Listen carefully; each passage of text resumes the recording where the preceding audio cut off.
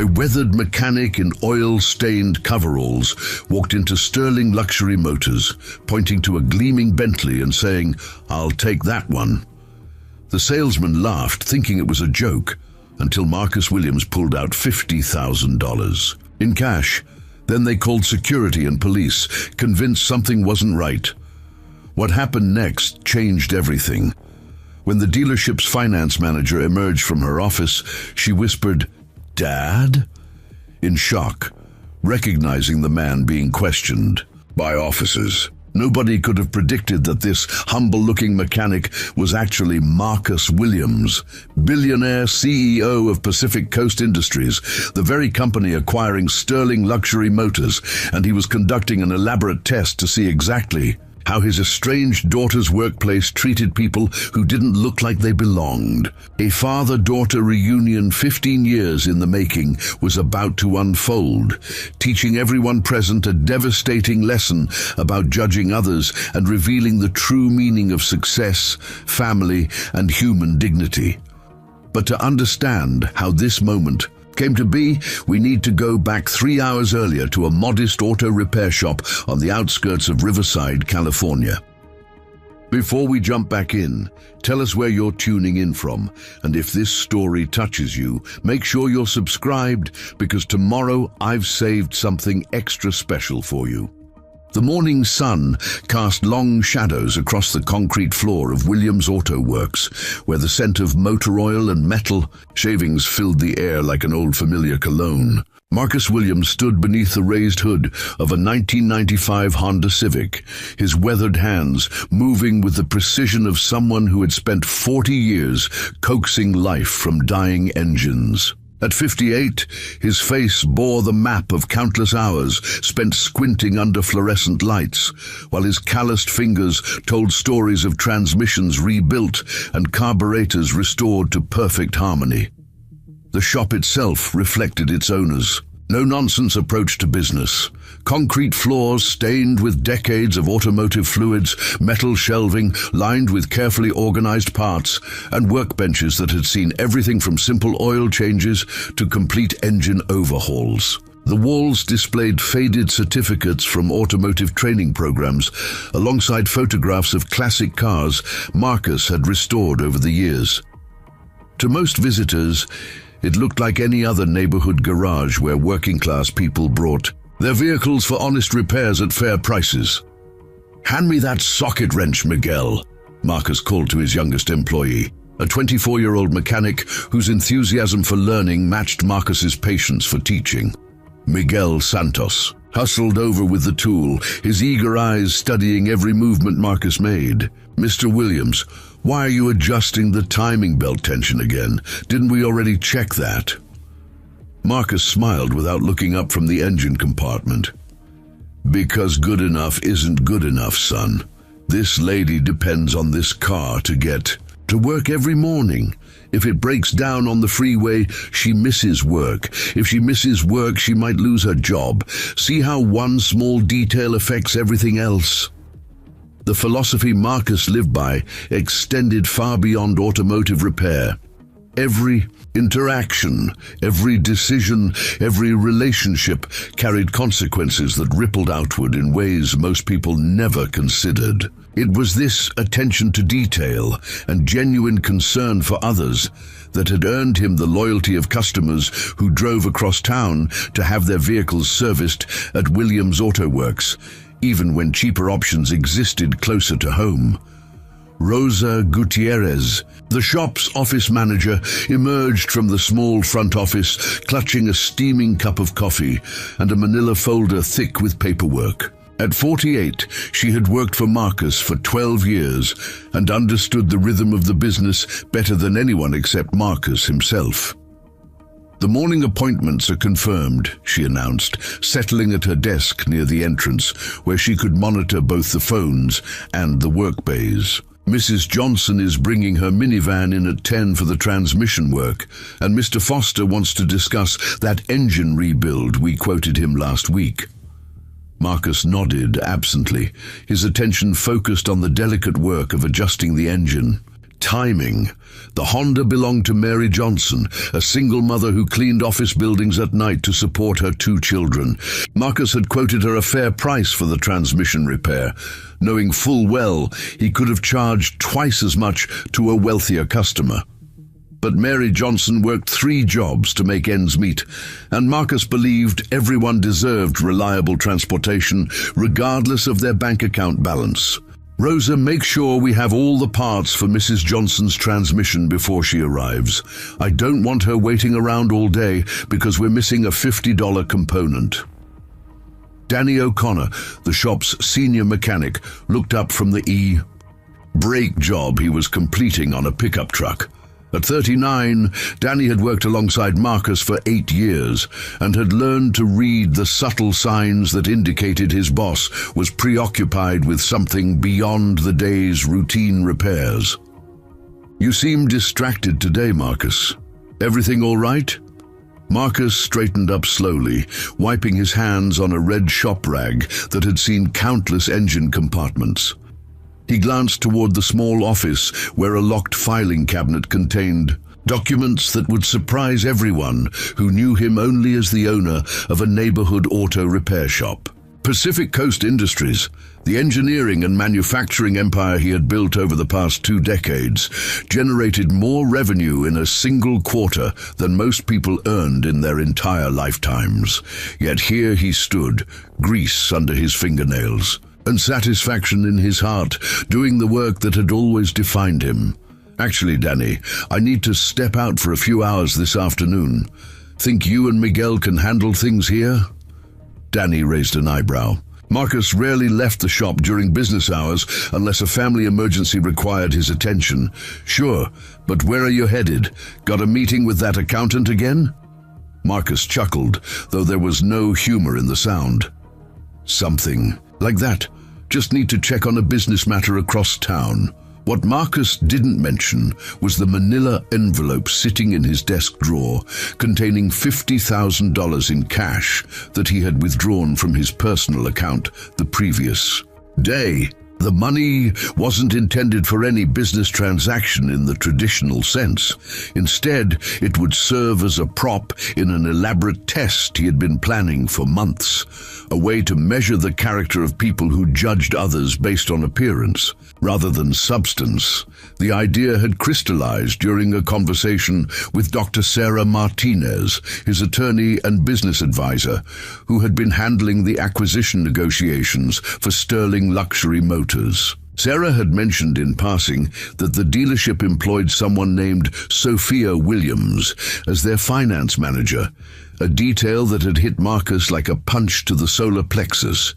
His daughter, the one who had changed her name back to Williams, after years of using her mother's maiden name, worked at the very business his company was preparing to purchase.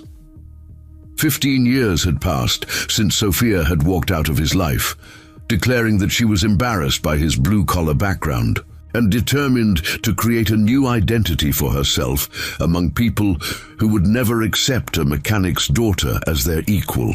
The pain of that separation had never fully healed, though Marcus had channeled his energy into building Pacific Coast Industries through a combination of innovative engineering patents and strategic business acquisitions. Now fate had presented him with an opportunity to see his daughter again, but more importantly, to witness firsthand the culture and values of the workplace she had chosen over her family. Would Sterling Luxury Motors treat a working-class customer with respect and dignity, or would they reveal the same prejudices that had driven Sophia to reject her own father? Bobby Davis, Marcus's longtime business partner and the shop's foreman, arrived for his afternoon shift as the morning crew prepared to break for lunch. At 60, Bobby had known Marcus since their early days working together at a riverside garage, and he possessed an intuitive understanding of his friend's moods and motivations. "You look like a man with something heavy on his mind," Bobby observed, hanging his jacket on a peg near the entrance. "Want to talk about it?" Marcus glanced around the shop, ensuring their conversation wouldn't be overheard by the younger employees. "Remember I told you about Sophia? How she works at that dealership we're acquiring. Bobby's expression grew serious. Sophia's departure from Marcus's life had created a wound that Bobby had watched his friend carry for 15 years. You're not thinking of doing something stupid, are you? Depends on your definition of stupid, Marcus replied, walking toward his office. I want to see what kind of place she works at, how they treat people, whether she's learned to look down on folks like us. The office was a modest space, containing a metal desk, filing cabinets, and a small safe where Marcus kept important documents and the occasional cash transaction. On the desk sat a framed photograph of Elena Williams, his late wife, smiling at the camera while a teenage Sophia stood beside her, both women radiating happiness and contentment. The picture had been taken 3 years before Elena's death from cancer, and 2 years before Sophia's decision to cut all ties with her father. Marcus opened the desk drawer and removed the envelope containing the cash, weighing it in his hands as he contemplated the afternoon ahead. The money represented more than purchasing power. It was a symbol of the assumptions people made about who could afford luxury and who belonged in certain social spaces. I'm going to walk into that dealership looking exactly like what I am, Marcus said to Bobby, who had followed him into the office. A mechanic who works with his hands and gets dirty for a living.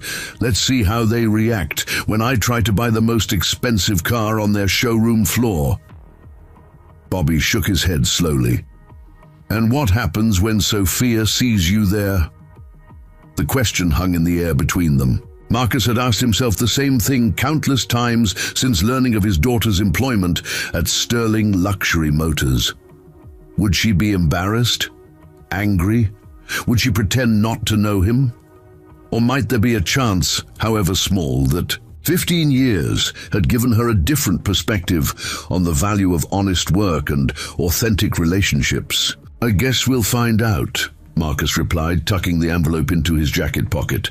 Sometimes you have to create a situation to learn the truth about people, including your own daughter. The drive across Riverside took Marcus through neighborhoods that chronicled the city's economic diversity, from the working-class area surrounding his shop to the increasingly affluent districts where Sterling Luxury Motors catered to customers who viewed expensive automobiles as symbols of their success and social status. As he drove his own modest pickup truck through tree-lined streets where luxury sedans and sports cars dominated the driveways, Marcus reflected on the choices that had brought him to this moment. He could have arrived at the dealership in one of his personal luxury vehicles, dressed in the custom suits that filled a closet in his Hillcrest mansion. He could have scheduled an appointment with the sales manager, revealed his identity as the CEO of Pacific Coast Industries, and been treated with the deference that wealth typically commanded. But such an approach would have taught him nothing about the character of the people who would soon become his employees, including his own daughter. Instead, Marcus had chosen to present himself authentically, as the mechanic he had always been at heart. Regardless of the fortune he had accumulated through intelligence, hard work, and innovative thinking, the oil stains on his coveralls were real, earned through years of honest labor. The calluses on his hands told the story of countless engines brought back to life through patience and skill. The modest appearance masked extraordinary achievements, but those achievements should never have been necessary to earn basic human respect. Sterling Luxury Motors occupied a gleaming glass building on Sunset Boulevard, its showroom windows displaying automobiles that cost more than most people's homes. As Marcus pulled into the visitor parking area, he noticed how his weathered pickup truck stood out among the Audis, BMWs, and Mercedes-Benzes that surrounded it. The contrast was intentional, a visual representation of the economic divide he was about to cross.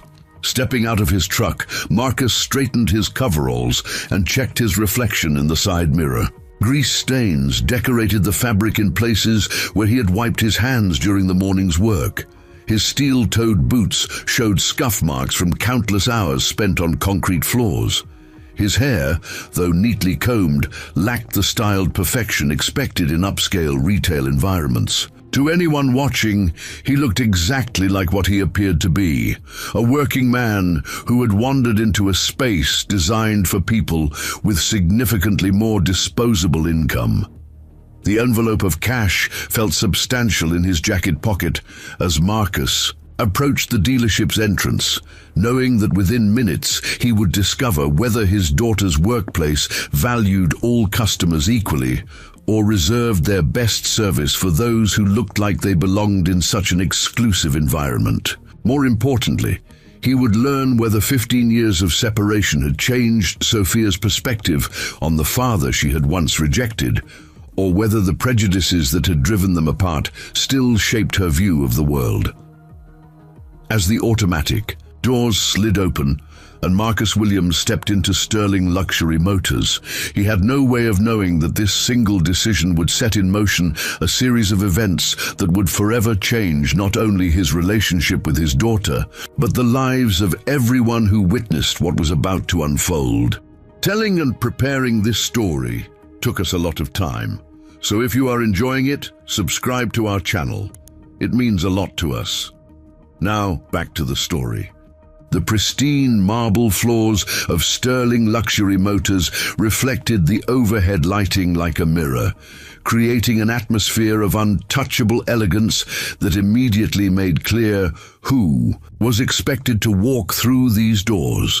Crystal chandeliers hung from the vaulted ceiling, casting prismatic rainbows across vehicles that gleamed under carefully positioned spotlights. The air carried the distinct aroma of leather conditioning and new car interiors, a scent deliberately cultivated to trigger desire among potential buyers with substantial bank accounts. Marcus paused just inside the entrance, allowing his eyes to adjust to the showroom's calculated ambience.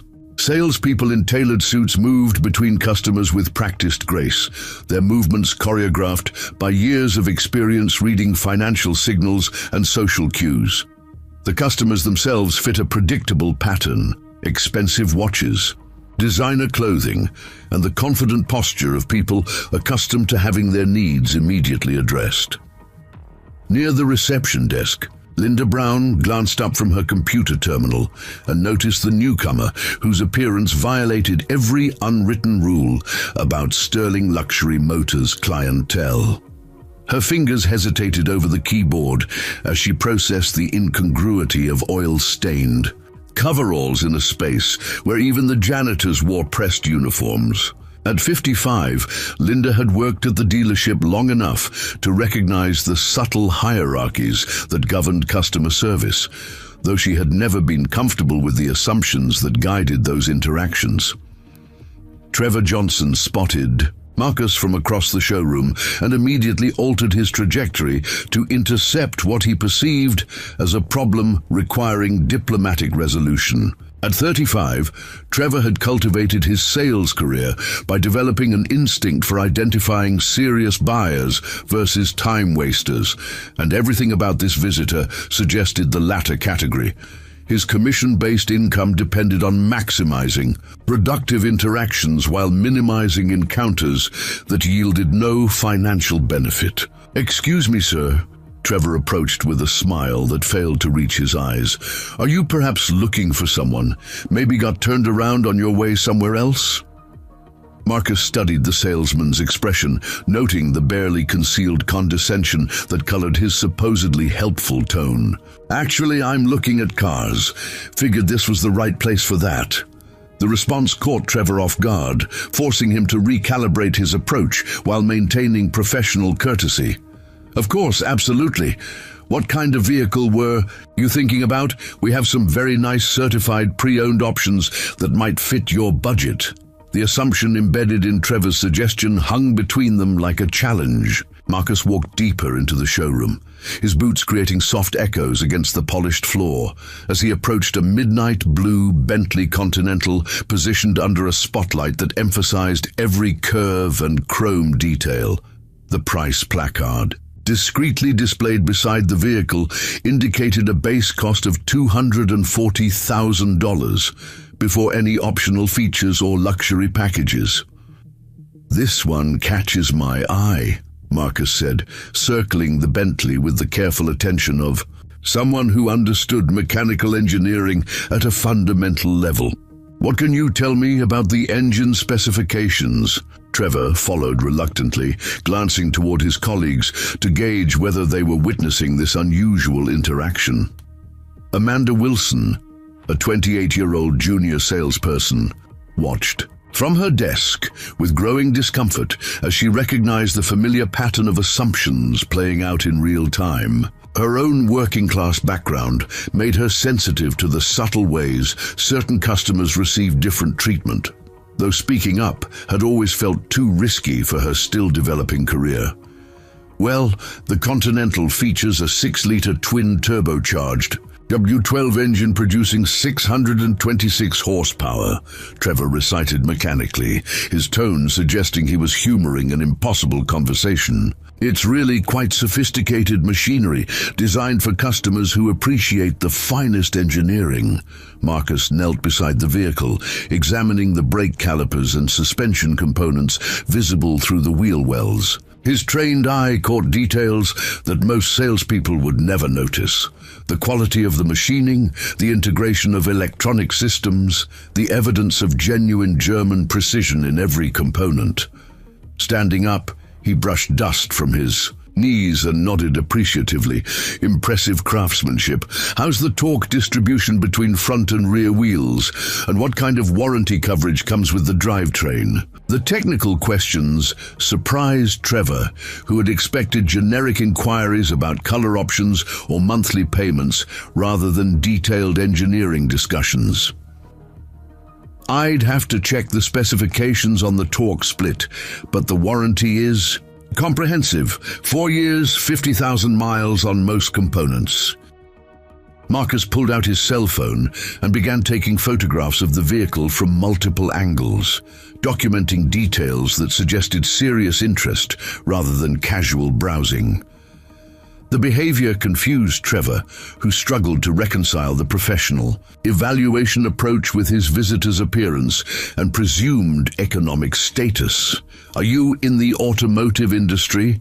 Trevor asked, hoping to understand the contradiction he was witnessing. "You could say that," Marcus replied, opening the driver's door to examine the interior craftsmanship. "I work on cars for a living." The revelation confirmed Trevor's initial suspicions, while adding a new layer of absurdity to the situation. A mechanic examining a $250,000 luxury vehicle made no economic sense, suggesting either delusion or some kind of elaborate joke at the dealership's expense. From her office overlooking the showroom floor, Sophia Williams noticed the commotion developing around the Bentley display, but couldn't clearly see the customer, causing the unusual interaction. At 32, she had worked her way up to finance manager through careful cultivation of relationships with both customers and colleagues, building a reputation for professionalism that helped her navigate the dealership's sometimes challenging social dynamics. "Linda, what's happening out there?" Sophia called through her open office door. "Some guy in work clothes asking about the Continental," Linda replied, her voice carrying uncertainty about whether the situation required intervention. Sophia frowned, checking her watch against the afternoon's appointment schedule. No test drives or consultations were scheduled for the next hour, meaning this was likely a walk-in customer whose presence was creating obvious discomfort among the sales staff. She made a mental note to check on the situation after finishing her current paperwork, unaware that the man examining the Bentley shared not only her last name, but also her eye color and stubborn chin. Meanwhile, Trevor's patience was wearing thin as Marcus continued his detailed inspection of the luxury vehicle. "Sir, I appreciate your interest, but this particular model requires a significant financial commitment. Perhaps we should discuss what kind of monthly payment would work within your budget." Marcus straightened up and fixed Trevor with a steady gaze that carried decades of experience dealing with people who underestimated his capabilities. "What makes you think I need financing?" The question caught Trevor unprepared, forcing him to confront the assumptions that had guided his entire approach to the interaction. "Well, I just assumed. Most customers prefer to structure their purchases rather than pay cash." Marcus reached into his jacket pocket and withdrew the thick envelope, holding it casually in one hand. What if cash wasn't a problem? Trevor's eyes widened as he processed the implications of what he was seeing. The envelope was clearly stuffed with currency, though he couldn't determine the exact amount from his current position. Around the showroom, other staff members began to notice the unusual development, their conversations quieting as attention focused on the ongoing drama. Amanda. Wilson felt her stomach tighten as she recognized the uncomfortable territory the situation was entering. Every instinct told her that assumptions were being made that could prove embarrassing for everyone involved, but her position as junior salesperson left her with limited authority to intervene in what was clearly Trevor's customer interaction. "I'm sorry, sir," Trevor said, his voice taking on a more formal tone. "Cash transactions of this magnitude require special verification procedures. For security reasons, we need to document large currency exchanges through our compliance department." The explanation sounded reasonable on its surface, though Marcus noted that no similar procedures had been mentioned when Trevor assumed financing would be necessary. The shift in treatment, based solely on the presence of cash, revealed exactly the kind of discriminatory thinking he had expected to encounter. "What kind of verification are we talking about?" Marcus asked calmly. Trevor glanced toward Linda's desk, hoping for guidance on protocols he had never actually needed to implement. "We'd need to confirm the source of the funds, run background, and checks, that sort of thing. It's standard procedure for unusual transactions." The word unusual hung in the air between them, its implications clear to everyone within hearing distance. Marcus understood that his appearance, combined with the cash payment method, had triggered suspicions that would never have been applied to a customer who looked like he belonged in such an exclusive environment. James Anderson, the dealership's security guard, had been monitoring the situation from his position near the service department entrance. At 42, James had worked security in various retail environments long enough to recognize when situations were developing beyond normal customer service interactions.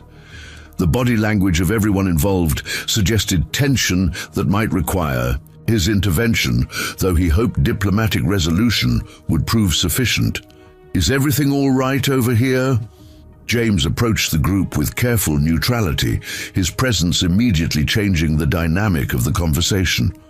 Marcus noted how quickly security had been summoned, despite his polite demeanor and legitimate interest in making a purchase. The escalation confirmed his suspicions about how Sterling Luxury Motors treated customers who failed to match their preferred demographic profile.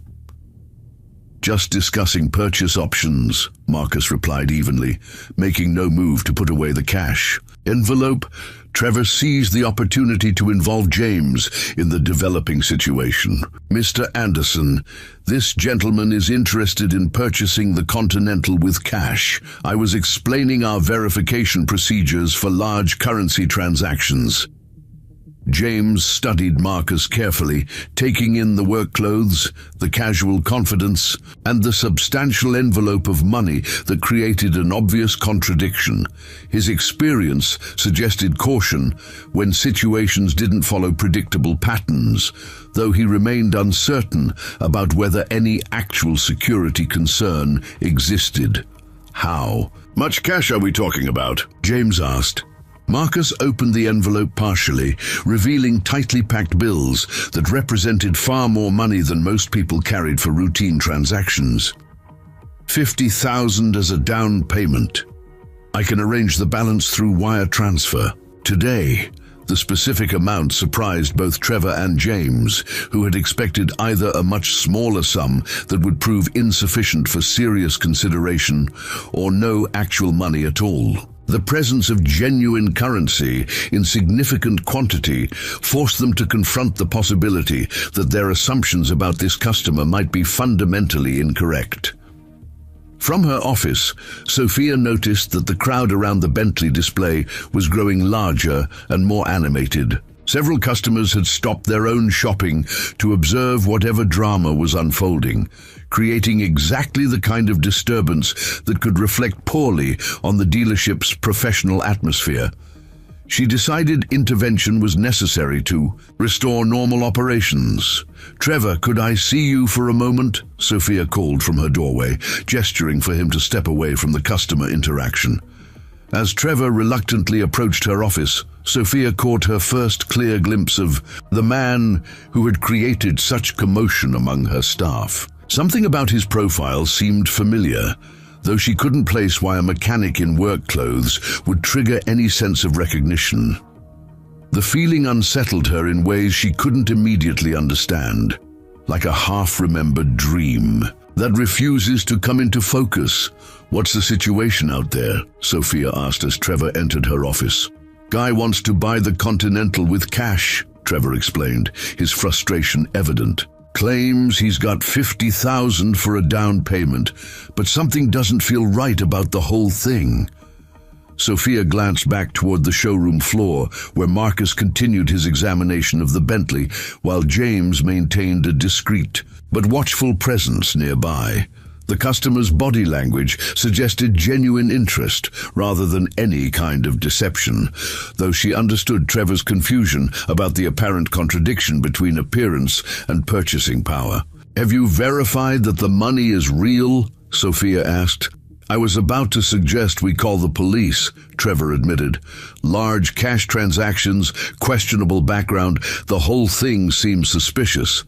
The suggestion of involving law enforcement struck Sophia as excessive, though she couldn't articulate exactly why such escalation felt inappropriate. Something about the customer's calm demeanor and methodical approach to examining the vehicle suggested legitimacy rather than any criminal intent, but her position required supporting her sales staff's judgment calls. "Let me talk to him," Sophia decided, though she felt strangely nervous about the approaching conversation. As she walked across the showroom floor toward the man who had disrupted her dealership's normal operations, Sophia had no way of knowing that she was about to come face to face with the father she had spent 15 years trying to forget, or that this encounter would force her to confront every assumption she had made about success, dignity, and the price of rejecting your own family. Sophia Williams walked across the showroom floor with the measured confidence of someone accustomed to resolving customer service issues through professional diplomacy. Her heels clicked against the marble in a steady rhythm that masked the inexplicable nervousness building in her chest. As finance manager, she had handled countless difficult situations involving demanding customers, financing complications, and staff conflicts. Yet, something about this particular scenario felt different in ways she couldn't identify. The closer she got to the man examining the Bentley, the stronger her sense of recognition became. His posture while studying the vehicle's interior carried a familiar intensity, the same focused attention she remembered from childhood, when her father would disappear under the hood of their family car for hours, emerging only when he had solved whatever mechanical puzzle had captured his interest. But that was impossible. Her father was part of a past she had deliberately abandoned, and he certainly wouldn't be found in a luxury dealership wearing coveralls and carrying large amounts of cash. "Gentlemen, I'm Sophia Williams, the finance manager here," she announced as she approached, extending her hand in greeting while keeping her voice professionally neutral. I understand you're interested in the Continental. Marcus turned toward the voice that had haunted his memories for 15 years, and the envelope of cash nearly slipped from his fingers as their eyes met for the first time since she had walked out of his life as an angry 17-year-old. The elegant woman before him bore traces of the defiant teenager who had declared him an embarrassment to her future ambitions, but time had added layers of sophistication that would have been foreign to the girl who once helped him organize. Wrenches in his garage. Sophia's professional smile froze as recognition hit her like a physical blow. The weathered face, the intelligent brown eyes, the stubborn set of his jaw when facing opposition, all exactly as she remembered. Though 15, years had added grey to his hair and deeper lines around his eyes. Her carefully constructed identity as a successful professional woman began to crumble as she stared at the father she had spent years telling colleagues was dead. Dad. The word escaped her lips as barely a whisper, audible only to Marcus, despite the growing crowd of onlookers who had gathered to witness the unusual customer interaction. "Hello, Sophia," Marcus replied quietly, his voice carrying none of the anger or hurt she might have expected after their prolonged estrangement. "You look well. Success suits you." The civil tone of his greeting somehow made the encounter more devastating than if he had expressed anger or resentment. Sophia felt 15 years of carefully constructed distance collapsing as she struggled to reconcile the father she remembered with this man who had somehow materialized in her workplace, carrying enough cash to purchase luxury vehicles. Trevor Johnson watched the exchange with growing confusion, noting the obvious familiarity between his problematic customer and the finance manager, but unable to interpret the emotional undercurrents flowing between them. "Sophia, do you know this gentleman?" The question hung in the air while Sophia fought to regain her professional composure. Acknowledging her relationship to Marcus would require explanations she wasn't prepared to provide, while denying him would compound the rejection she had already inflicted 15 years earlier. Her colleagues watched expectantly, waiting for guidance about how to proceed with a situation that had clearly moved beyond routine customer service. We have a history," Sophia managed, her voice tight with controlled emotion. Marcus studied his daughter's face, noting the internal struggle between her professional obligations and personal discomfort. This was exactly what he had hoped to witness. Sophia confronted with the reality of how her workplace treated people like him, forced to choose between her carefully cultivated image and basic human decency. "Your staff seems concerned about my ability to afford the vehicle I'm interested in purchasing," Marcus said calmly, his words directed at Sophia but clearly audible to everyone within earshot. "I brought cash for the down payment, but apparently that's created some security concerns." The diplomatic phrasing couldn't disguise the underlying criticism of the treatment he had received.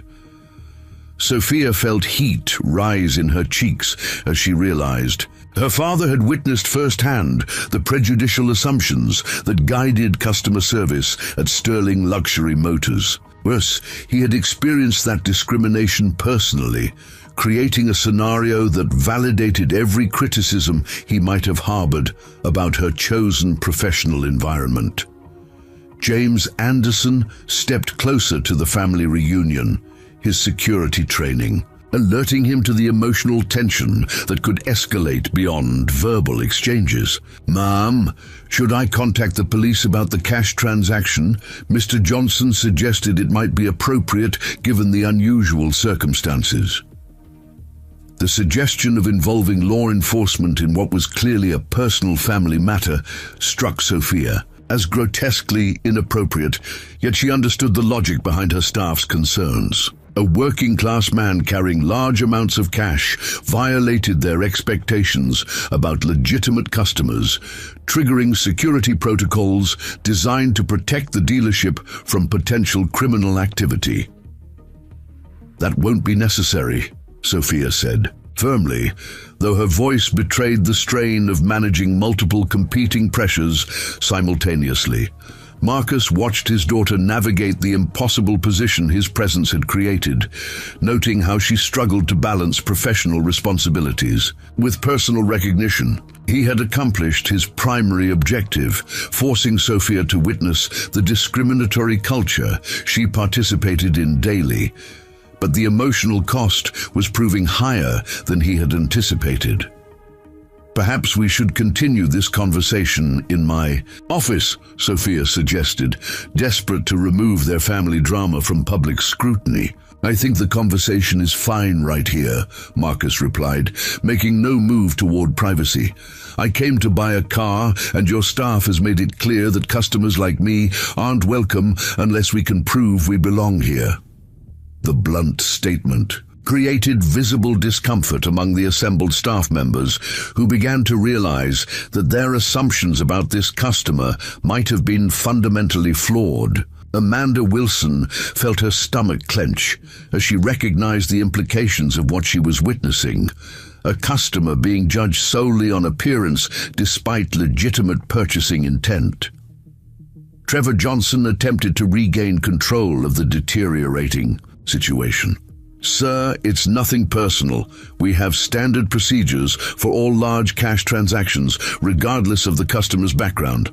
"Do you?" Marcus challenged, his voice remaining calm despite the anger building behind his controlled facade. "How many customers have you asked to verify the source of their down payment money this month? How many background checks have you run on buyers who looked like they belonged here?" The questions exposed the hollow nature of Trevor's defense, revealing that the standard procedures were anything but standard. Sophia watched her colleagues struggle to justify treatment that appeared increasingly indefensible when subjected to direct scrutiny. Linda Brown shifted uncomfortably behind the reception desk, her years of experience making her acutely aware of the double standards governing customer service at the dealership. She had witnessed countless interactions where assumptions about purchasing power determined the level of attention and respect customers received, though none had ever been challenged so directly. "Dad, please," Sophia said quietly, using the title that immediately clarified their relationship for everyone present. "Let's not make this more difficult than it needs to be."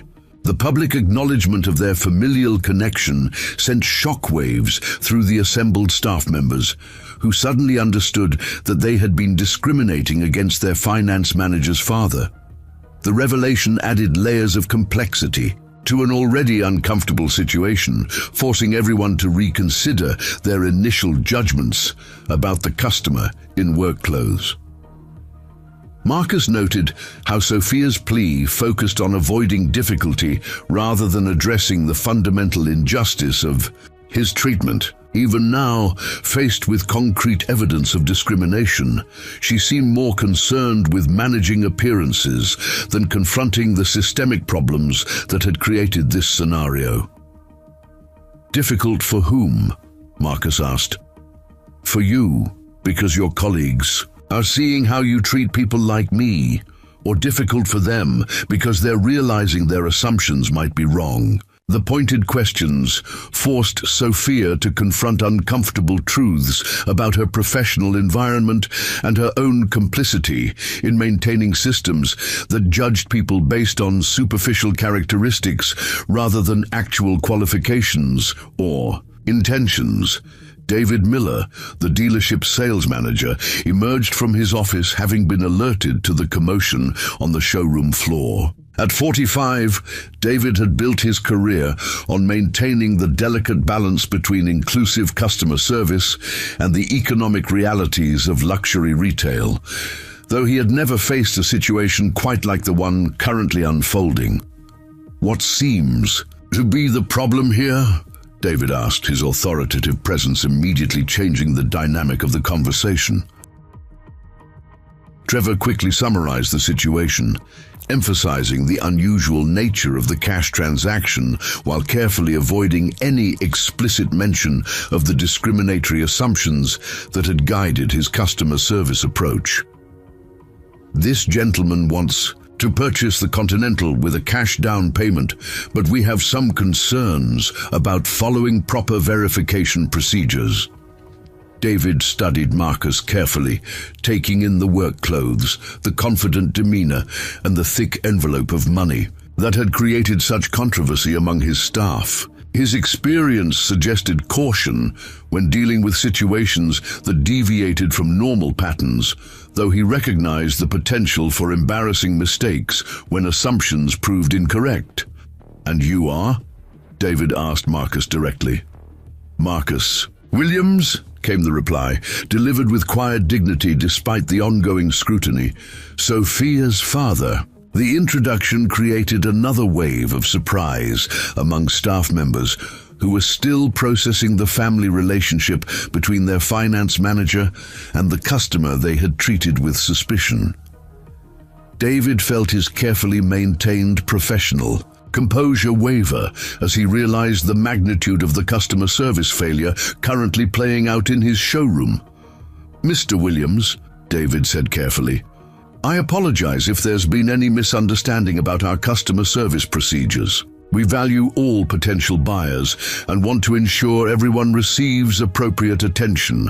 The diplomatic response rang hollow given the obvious discriminatory treatment Marcus had received, but it represented David's attempt to salvage the situation. Without acknowledging the systemic problems that had created it, Marcus smiled slightly, recognizing the political maneuvering designed to minimize damage rather than address underlying issues. "No misunderstanding, Mr. Miller. Your staff has been very clear about what kind of customers you value and what kind you view with suspicion."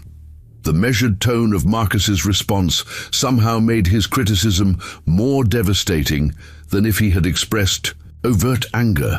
Sophia watched her father demonstrate the same quiet dignity she remembered from her childhood, when he had faced financial struggles and social prejudice without compromising his fundamental integrity. "Perhaps we should start over," David suggested, though his words couldn't erase the damage already done to the dealership's reputation and his staff's credibility.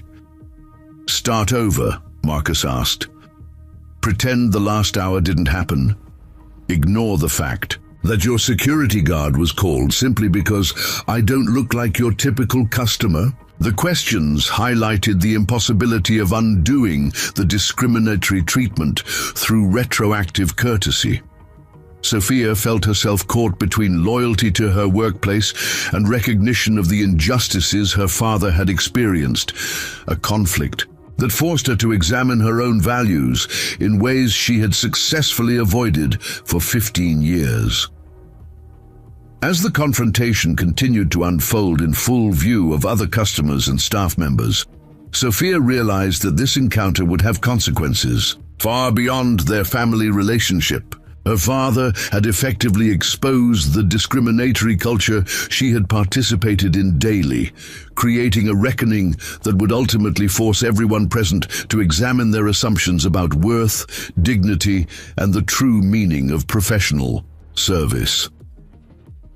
William Barrett had been shopping for a luxury sedan with his wife Helen when the commotion around the Bentley display captured their attention. At 45, William had built his successful consulting practice partly through his ability to read social dynamics and recognize injustice when he witnessed it.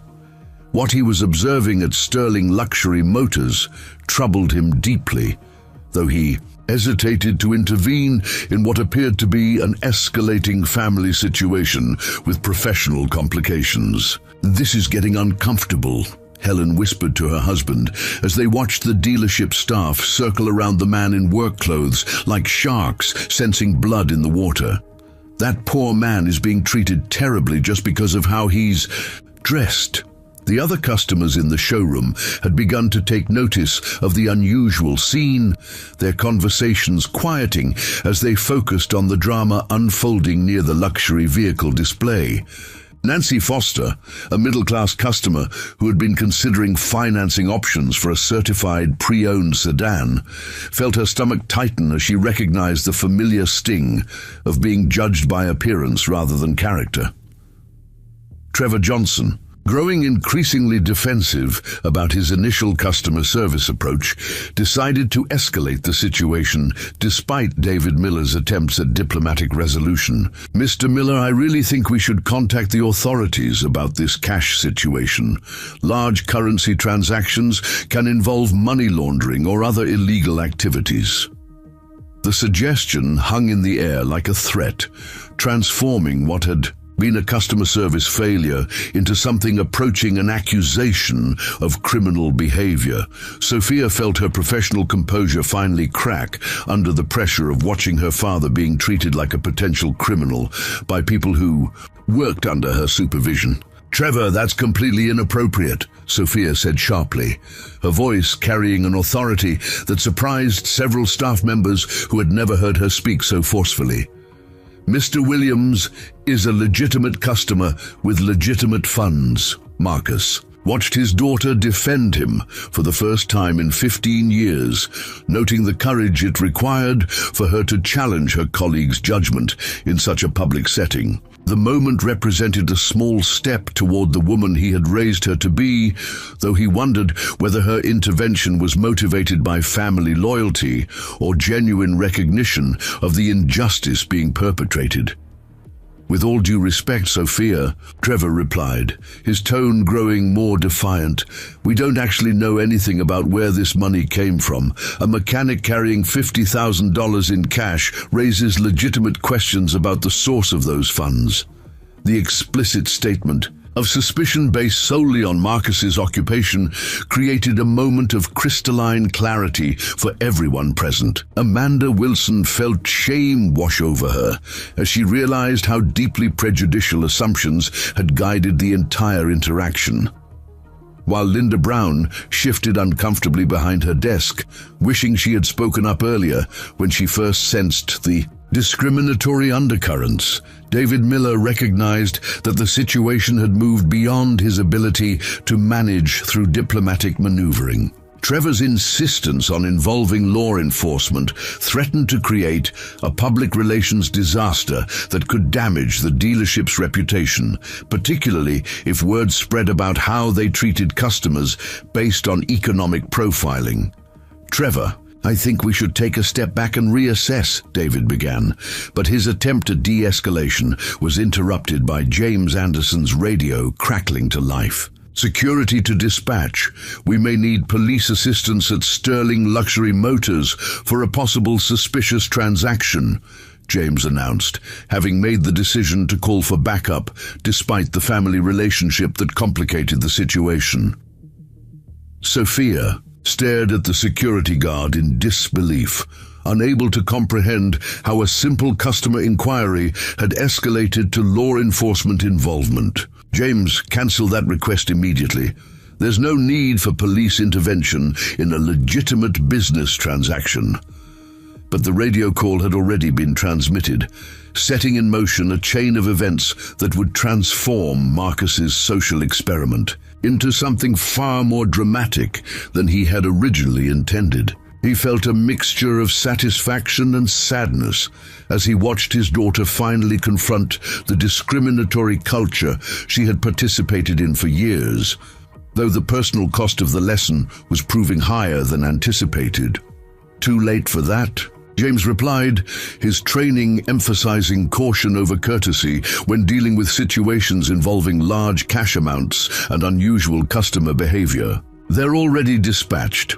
Marcus pulled out his cell phone and speed-dialed a number, his calm demeanor unchanged despite the escalating drama surrounding him. "Dr. Martinez, it's Marcus Williams. I'm going to need you to come to Sterling Luxury Motors immediately. Yes, the dealership we're acquiring. There's been a complication." The brief phone conversation created another wave of confusion among the assembled staff members who struggled to understand why a mechanic would be calling someone with a doctorate about a luxury car purchase. Sophia caught fragments of the conversation that made no sense within her understanding of her father's current circumstances. "Who are you calling?" Sophia asked, her voice tight with anxiety about how much worse the situation might become. "My attorney," Marcus replied simply, pocketing the phone. "Figured I might need legal representation given the accusations being made about my character and financial integrity." The mention of an attorney shifted the dynamic once again as staff members began to realize that their casual assumptions about this customer might be leading them into legal territory they were unprepared to navigate. Trevor Johnson felt his confidence waver as he considered the implications of having treated someone with legal representation as a potential criminal, based solely on their appearance. Officer Patricia Valdez arrived at Sterling Luxury Motors 12 minutes after the initial security call, accompanied by her partner Officer Mike Torres. At 38, Patricia had responded to countless calls involving suspicious transactions, though few had occurred in luxury retail environments where the definition of suspicious often depended more on social prejudices than actual criminal indicators. "What seems to be the problem here?" Patricia asked as she approached the group gathered around the Bentley display. James Anderson stepped forward to explain the situation from his security perspective. "We have a customer attempting to make a large cash purchase, approximately $50,000, which seemed unusual given the circumstances." Patricia studied Marcus carefully, noting his calm demeanor and the obvious family tension between him and the well-dressed woman who appeared to be a dealership employee. "And what makes this transaction suspicious beyond the cash payment method?" The question forced James to articulate the assumptions that had guided his decision to involve law enforcement, a process that revealed the shallow foundation underlying his security concerns. "Well, the customer's appearance and background don't typically match our clientele demographics." Patricia exchanged glances with her partner Mike Torres, both officers recognizing the dangerous territory of profiling that had apparently motivated the police call. They had encountered similar situations where business establishments called for assistance based on cultural biases rather than legitimate security threats. "Sir, could you show me some identification?" Patricia asked Marcus, keeping her tone neutral despite her growing suspicion that this call represented a waste of police resources. Marcus handed over his driver's license without objection, watching as Patricia examined the document and called. In a routine background check, the license identified him as Marcus Williams, with an address in Hillcrest, an affluent neighborhood that contradicted the assumptions everyone had made about his economic status. "Mr. Williams, can you explain the source of this cash you're carrying?" Patricia asked, though her tone suggested routine inquiry rather than criminal investigation. "I withdrew it from my personal account at First National Bank yesterday," Marcus replied, producing the withdrawal receipt that documented the legitimate transaction. "Account number is listed on the receipt if you need to verify with the bank." The documentation immediately deflated much of the suspicion surrounding the cash transaction, though it raised new questions about how a man in work clothes had access to such substantial banking relationships. Patricia noted the Hillcrest address on his license and the First National Bank receipt, details that painted a picture quite different from what the dealership staff had presented. William Barrett had heard enough of the exchange to recognize gross injustice when he witnessed it. "Officers, I've been watching this entire interaction, and this gentleman has been treated shamefully by the dealership staff. He's done nothing wrong except fail to look like their typical customer." The unsolicited testimony from another customer created additional pressure on Patricia to assess whether any legitimate law enforcement issue existed or whether she was dealing with a civil rights situation that had been inappropriately escalated to criminal authorities. "Mr. Williams, have You made any threats or engaged in any disruptive behavior? Patricia asked. I've asked questions about purchasing a vehicle and provided cash for a down payment, Marcus replied calmly. The only disruption has been the staff's reaction to my appearance and occupation. Sophia watched the police interview her father with growing horror, realizing that her workplace had essentially criminalized poverty and working-class identity. The man she had rejected for being an embarrassment to her ambitions was demonstrating more dignity under pressure than any of her supposedly sophisticated colleagues.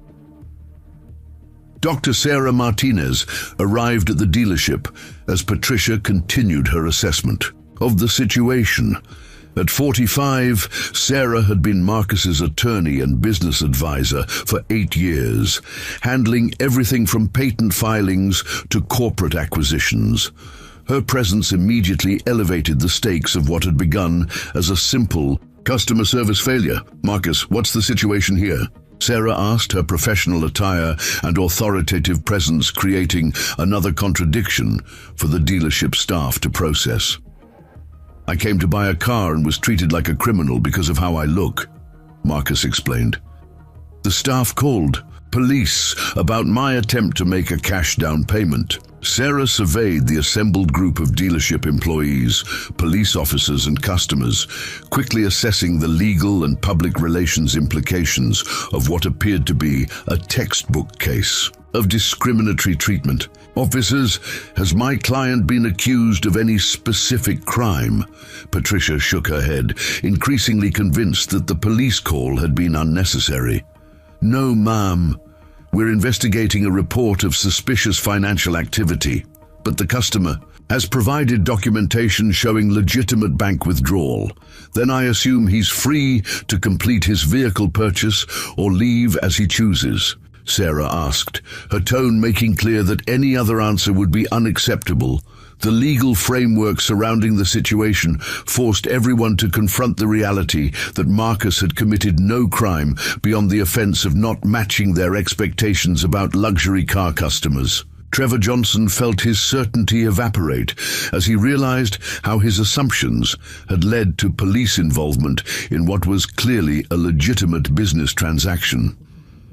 Sophia watched her father's attorney handle the situation with professional competence. That suggested significant legal expertise, creating yet another puzzle piece that didn't fit her understanding of her father's current circumstances. The presence of police officers questioning her parent in her workplace represented a humiliation that forced her to examine her own complicity in the discriminatory culture that had created this scenario. Dad, Sophia said quietly, I'm sorry. This escalated so far. Marcus studied his daughter's face, seeing genuine remorse for perhaps the first time since their reunion. Apologies are a start, Sophia, but the real question is what you're going to do to ensure this doesn't happen to other customers who don't fit your demographic profile. The challenge implicit in his response made clear that their family reconciliation would require more than personal regret. It would demand systemic changes to the discriminatory practices she had participated in maintaining through her professional silence. Victoria, Sterling's Jaguar pulled into the dealership parking lot as police officers were concluding their investigation, her assistant having called to inform her of the unusual disturbance requiring her immediate attention. At 52, Victoria had inherited Sterling Luxury Motors from her father Thomas Sterling, who had built the business on principles of exclusivity and refined customer service. She had never personally witnessed discrimination at her dealership, though she suspected her insulation from day-to-day operations might have blinded her to systemic problems. Officer Patricia Valdez closed her notepad after completing her report, having determined that no criminal activity warranted police intervention. Mr. Williams, you're free to conduct your business as you see fit. We apologize for any inconvenience this investigation may have caused. Marcus accepted the officer's handshake with the same dignity he had maintained throughout the ordeal. though he noticed how several dealership customers had gathered near the windows to observe the conclusion of the police presence. Word of the incident would undoubtedly spread through Riverside's business community, creating exactly the kind of publicity nightmare that luxury retailers worked desperately to avoid. "Thank you for your professionalism, Officer Valdez," Marcus replied. "I hope this situation serves as a learning experience for everyone involved." As the police officers departed, Victoria Sterling entered the showroom with the determined stride of someone accustomed to controlling her environment through executive authority. Her arrival immediately shifted the power dynamics among her staff, who recognized the potential career implications of having created a situation requiring both police intervention and the owner's personal involvement. "David, what exactly has happened here?" Victoria demanded, her voice carrying the edge of someone whose business reputation had been threatened by subordinate incompetence. David Miller felt sweat forming on his forehead as he attempted to summarize the afternoon's events in terms that wouldn't highlight the discriminatory assumptions underlying his staff's customer service approach.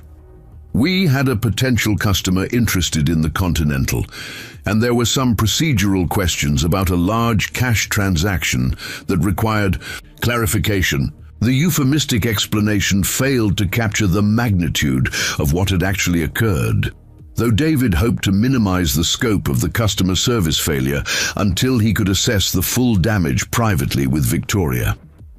Marcus watched the sales manager's careful word choice with amusement, recognizing the political maneuvering designed to obscure rather than illuminate the truth. "Procedural questions," Dr. Sarah Martinez interjected, her legal training alerting her to the deliberate obfuscation in David's summary. "Your staff called police because they assumed a working-class customer couldn't legitimately afford to purchase luxury vehicles." Victoria turned her attention to the attorney, whose presence suggested that this incident had moved beyond routine customer service issues into potential legal territory. "And you are?" Dr. Sarah Martinez, representing Mr. Williams. "We're considering whether your dealership's treatment of my client constitutes discrimination actionable under civil rights statutes." The mention of potential legal action sent visible shockwaves through the assembled staff members, who suddenly understood that their casual prejudices might result in professional consequences extending far beyond embarrassment. Trevor Johnson felt his confidence completely evaporate as he contemplated explaining his customer service decisions to employment lawyers. Victoria studied Marcus carefully, taking in the work clothes that had triggered such controversy among her employees, while noting the calm intelligence in his eyes that suggested depths her staff had failed to recognize. "Mr. Williams, I sincerely apologize for any inappropriate treatment you may have received. This is not how Sterling Luxury Motors conducts business." Marcus smiled slightly at the diplomatic phrasing that avoided acknowledging specific wrongdoing, while expressing general regret about undefined mistreatment. "Your staff was very clear about how Sterling Luxury Motors conducts business, Ms. Sterling. They demonstrated your customer service philosophy perfectly." The pointed response forced Victoria to confront the possibility that the discrimination Marcus had experienced reflected institutional culture rather than individual employee failures. Sophia watched her father politely but firmly hold the dealership owner accountable for the systemic problems that had created this scenario. "Perhaps we could continue this conversation in my office," Victoria suggested, recognizing the need to remove the discussion from public scrutiny before additional damage occurred to her business reputation. "I think the conversation has been public enough already," Marcus replied, making no move toward privacy. "Your employees made their judgments about my character and purchasing power in front of other customers. Any resolution should be equally transparent." William Barrett stepped forward from his position near the sedan display, having decided that his status as a potential customer gave him standing to comment on the dealership's practices. "Miss Sterling, I've been shopping here for years, but what I witnessed today was completely unacceptable. Your staff treated this gentleman like a criminal simply because he didn't fit their demographic expectations." The criticism from an established customer created additional pressure on Victoria to address the situation decisively rather than defensively. Ellen Barrett nodded in agreement with her husband's assessment, her expression making clear that their family's future business relationship with Sterling Luxury Motors depended on how the dealership responded to this crisis. Amanda Wilson, finally, found the courage to speak up about what she had witnessed, her conscience no longer allowing her to remain silent about the discriminatory treatment she had observed. "Miss Sterling, Mr. Johnson immediately assumed Mr. Williams couldn't afford our vehicles and tried to redirect him to used cars before even asking about his needs or budget." The junior salesperson's testimony about Trevor's initial customer service approach provided specific evidence of the prejudicial assumptions that had guided the entire interaction. Trevor felt betrayed by Amanda's public criticism, though he recognized that her account accurately described his immediate response to Marcus's appearance. "Amanda, that's a mischaracterization of standard customer qualification procedures," Trevor protested, though his defensive tone suggested awareness that his actions couldn't withstand ethical scrutiny.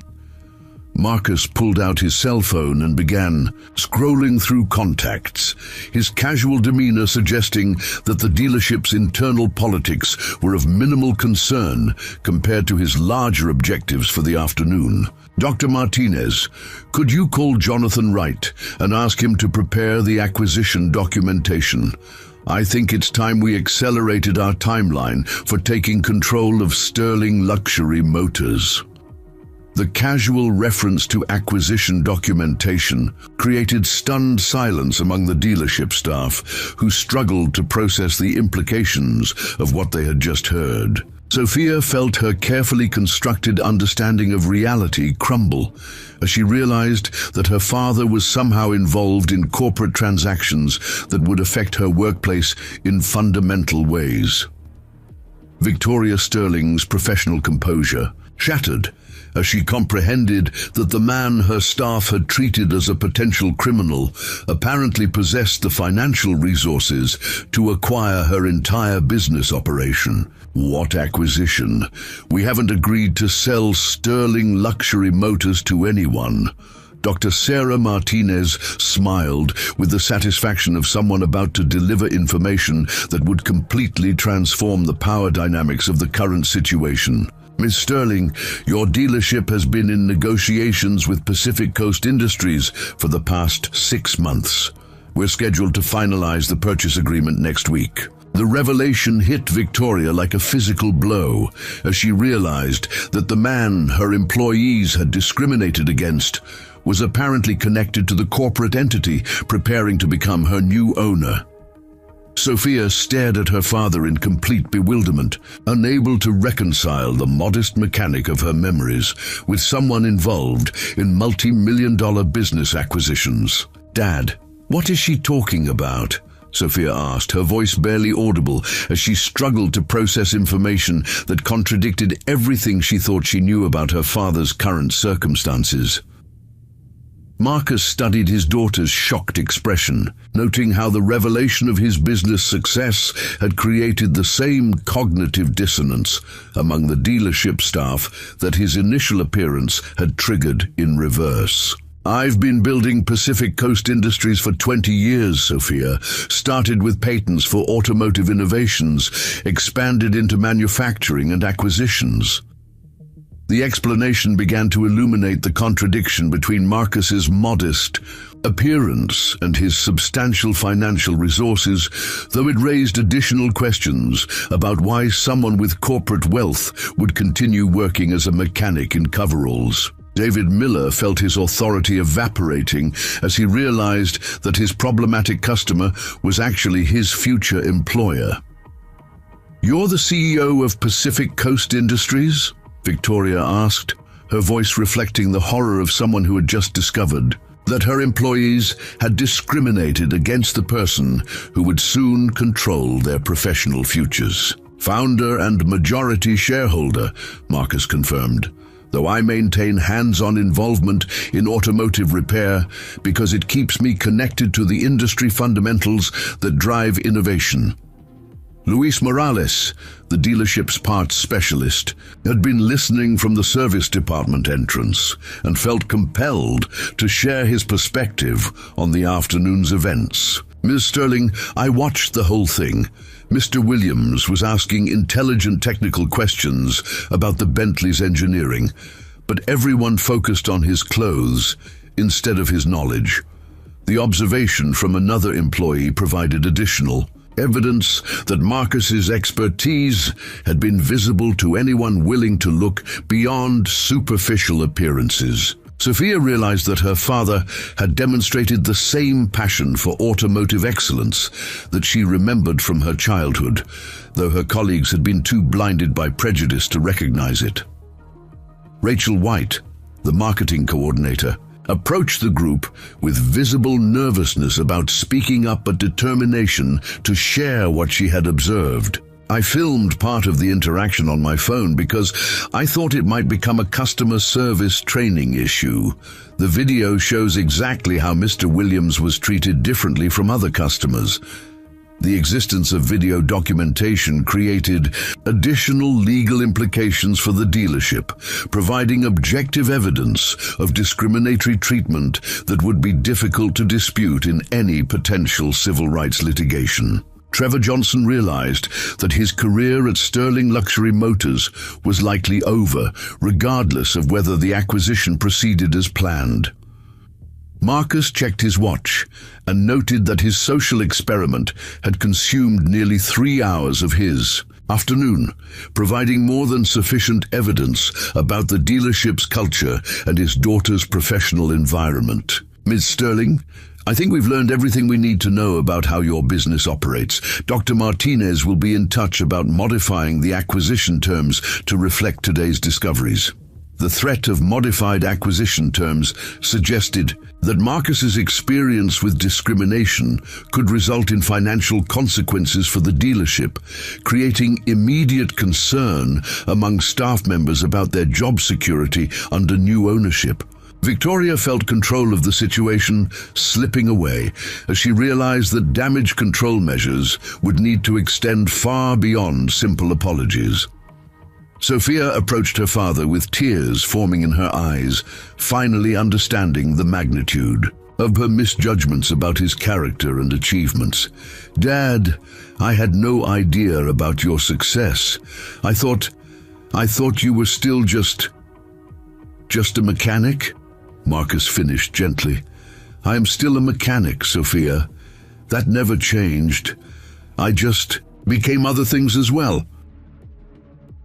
The distinction between expanding one's identity versus abandoning it highlighted the fundamental difference between Marcus's authentic success and Sophia's approach of rejecting her background to achieve social acceptance. She began to comprehend that her father had accomplished extraordinary things without compromising the values and work ethic that had defined him since her childhood. As the afternoon's revelations continued to unfold, it became clear that Marcus Williams had orchestrated more than a simple customer service test. He had created a transformative moment that would force everyone present to examine their assumptions about worth, dignity, and the true meaning of professional excellence.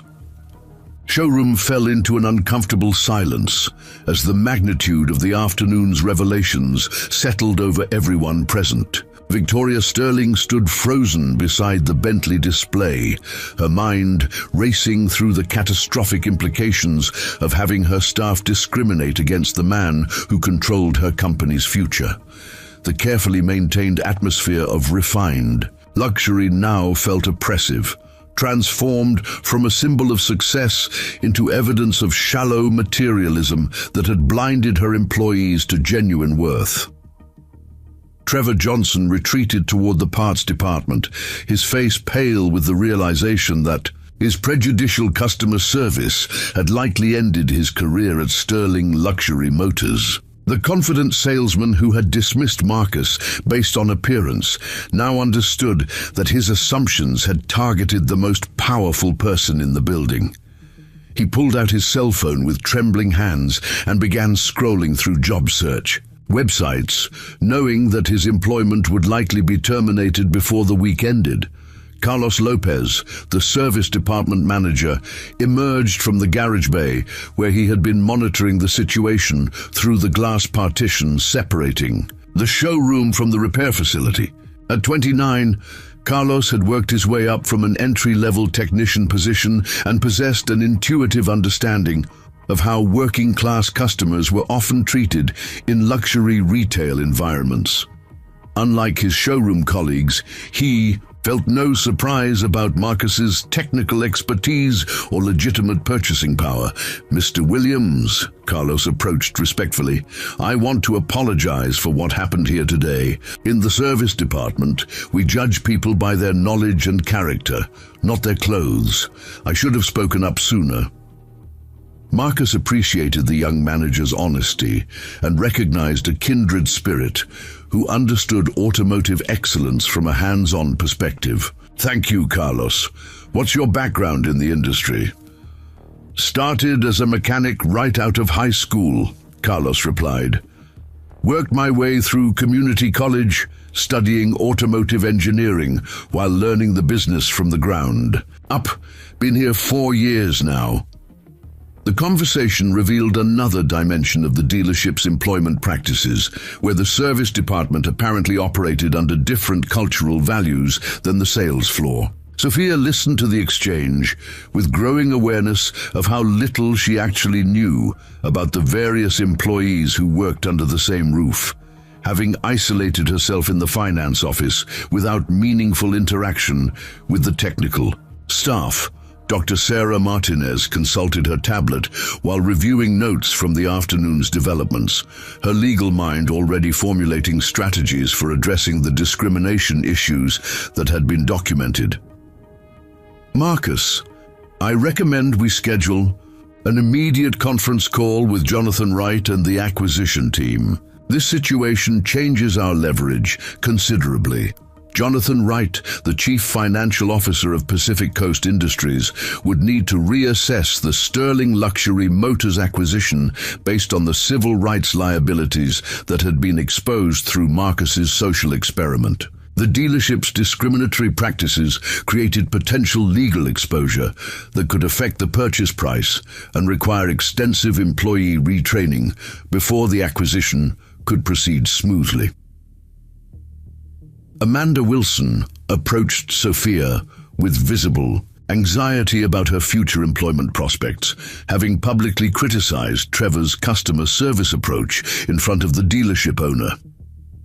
"Ms. Williams, I hope my comments about Mr. Johnson's behavior won't create problems for my position.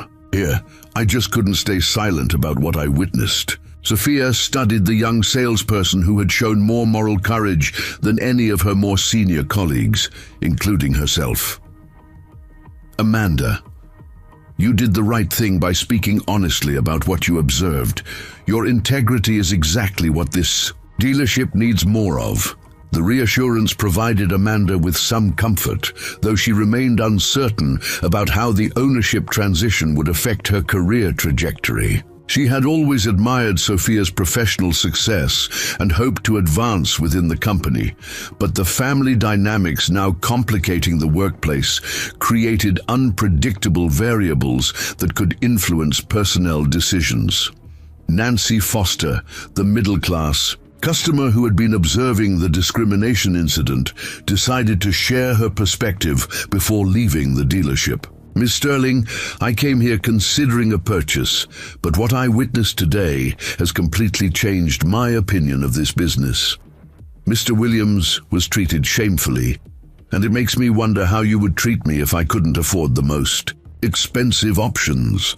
The customer feedback represented exactly the kind of reputational damage that Victoria feared most, losing business from moderate-income buyers who formed a significant portion of their certified pre-owned market. Nancy's concerns highlighted how discriminatory practices could alienate potential customers who might not meet the dealership's preferred demographic profile, but possessed legitimate purchasing power. Marcus watched the various reactions unfold around him, noting how his revelation had forced everyone to reassess their assumptions about success, authenticity, and professional behavior. The social experiment had exceeded his expectations by creating consequences that extended far beyond his personal relationship with Sophia. Though the emotional cost of confronting his daughter's workplace discrimination remained higher than anticipated. "Sophia, could we speak privately for a few minutes?" Marcus asked, recognizing the need for family conversation away from the professional complications that surrounded them. Sophia nodded gratefully, leading her father toward a small conference room adjacent to the finance department, where they could discuss their personal relationship without the scrutiny of colleagues and customers. The space contained a polished table surrounded by leather chairs, decorated with automotive photographs that seemed sterile compared to the genuine mechanical expertise Marcus had demonstrated in the showroom.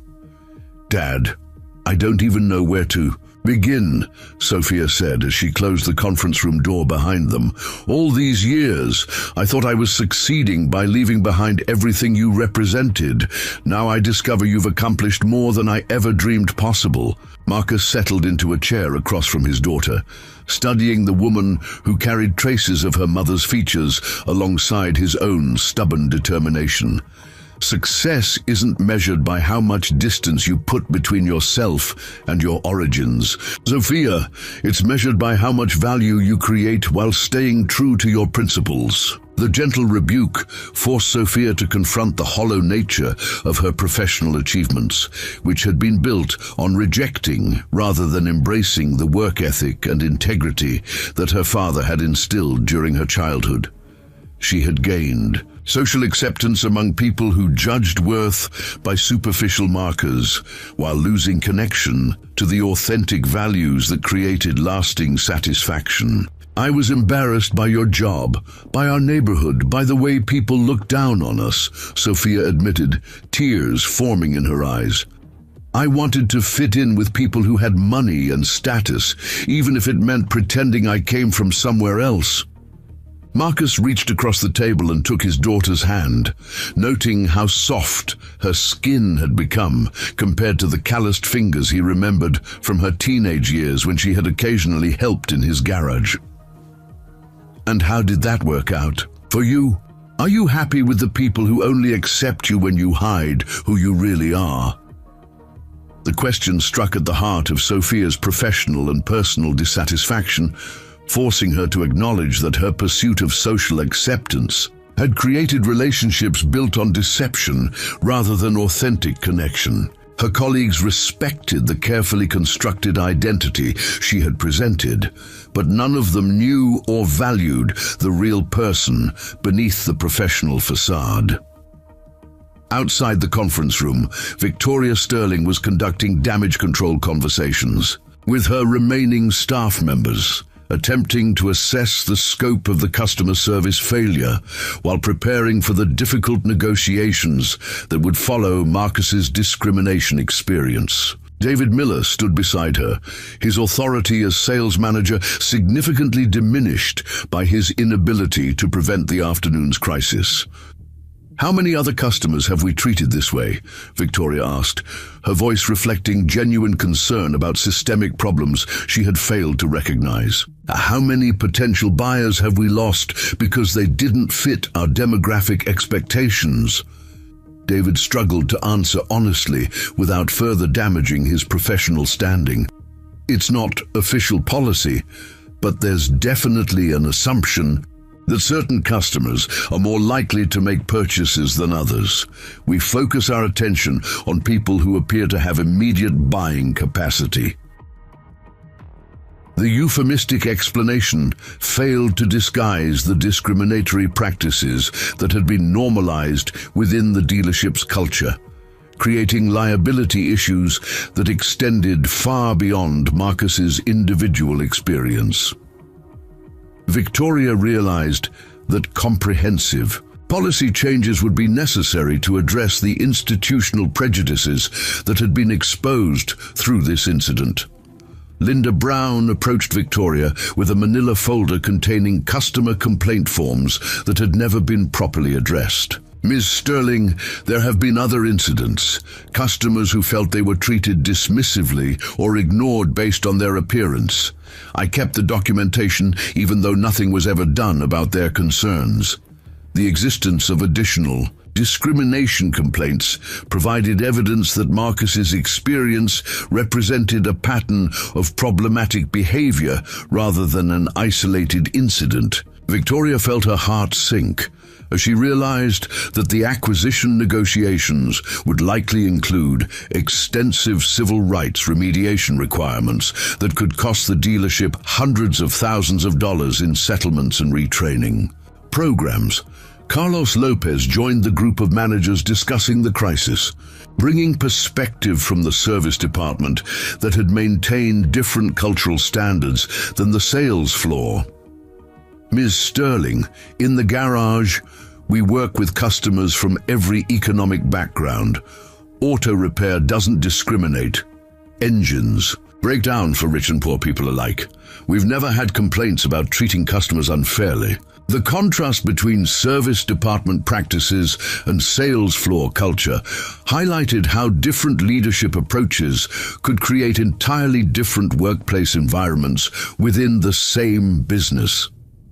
Victoria began to understand that the discriminatory problems were concentrated in specific departments rather than company-wide, suggesting that targeted interventions might be possible.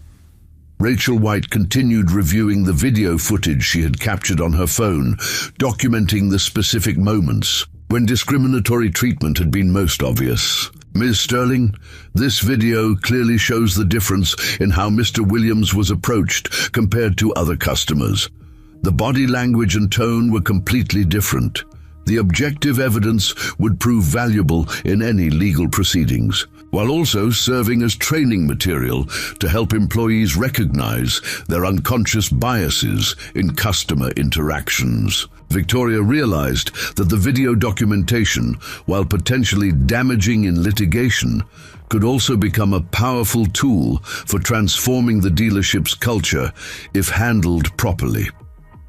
In the conference room, Marcus and Sophia continued their personal conversation while the business crisis unfolded around them. "Tell me about Pacific Coast Industries," Sophia requested.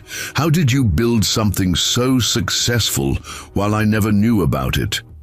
Marcus smiled at his daughter's curiosity, recognizing her genuine interest in understanding his achievements rather than simply benefiting from them. "Started with a patent for improved transmission efficiency that I developed while working on classic car restorations. The automotive industry needed better solutions for fuel economy and performance, so I created a company to manufacture and license my innovations." The explanation revealed how Marcus had transformed his passion for mechanical excellence into business success without abandoning the hands-on work that provided him with satisfaction and industry insight. Sophia began to comprehend that her father's continued involvement in auto repair represented strength rather than limitation, keeping him connected to the practical realities that drove his corporate innovations. "Why didn't you tell me?" Sophia asked. "All these years you could have shown me that you had become financially successful, proven that I was wrong about your potential."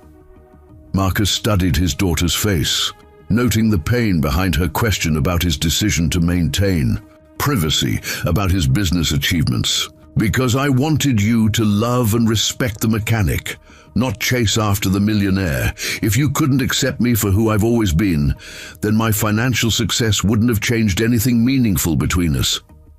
The wisdom behind his Approach became clear as Sophia realized that her rejection had been based on fundamental values rather than economic circumstances. Her father had refused to buy her affection with displays of wealth, instead maintaining his authentic identity while waiting for her to develop the maturity necessary for genuine reconciliation.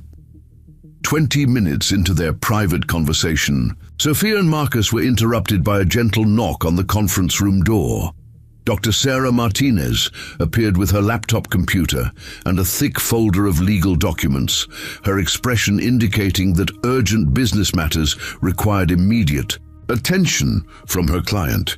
"Marcus, I apologize for the interruption, but Jonathan Wright is on the line from headquarters. The acquisition team needs direction about how to proceed given this afternoon's developments," Sarah announced, setting her materials on the polished conference table.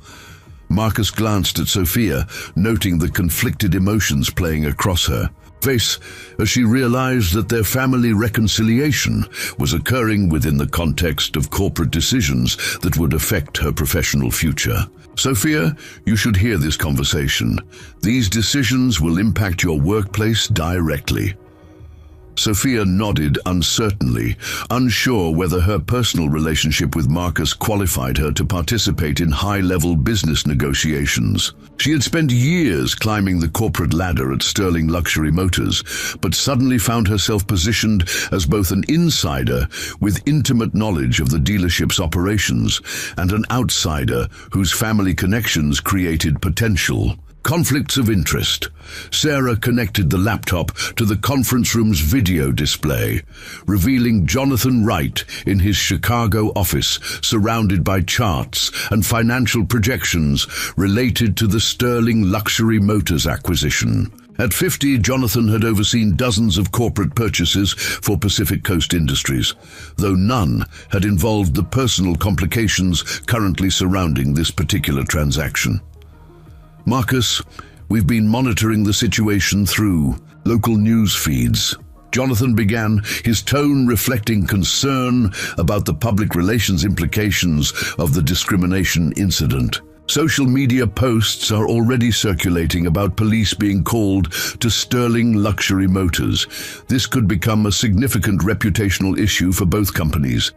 The mention of social media coverage created additional pressure on everyone involved, as modern communication technology meant that customer service failures could rapidly evolve into viral scandals that damaged business relationships and brand value.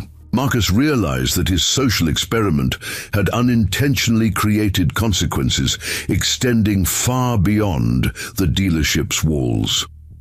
"What kind of coverage are we seeing?" Marcus asked, though he suspected the answer would complicate his original intentions for the afternoon.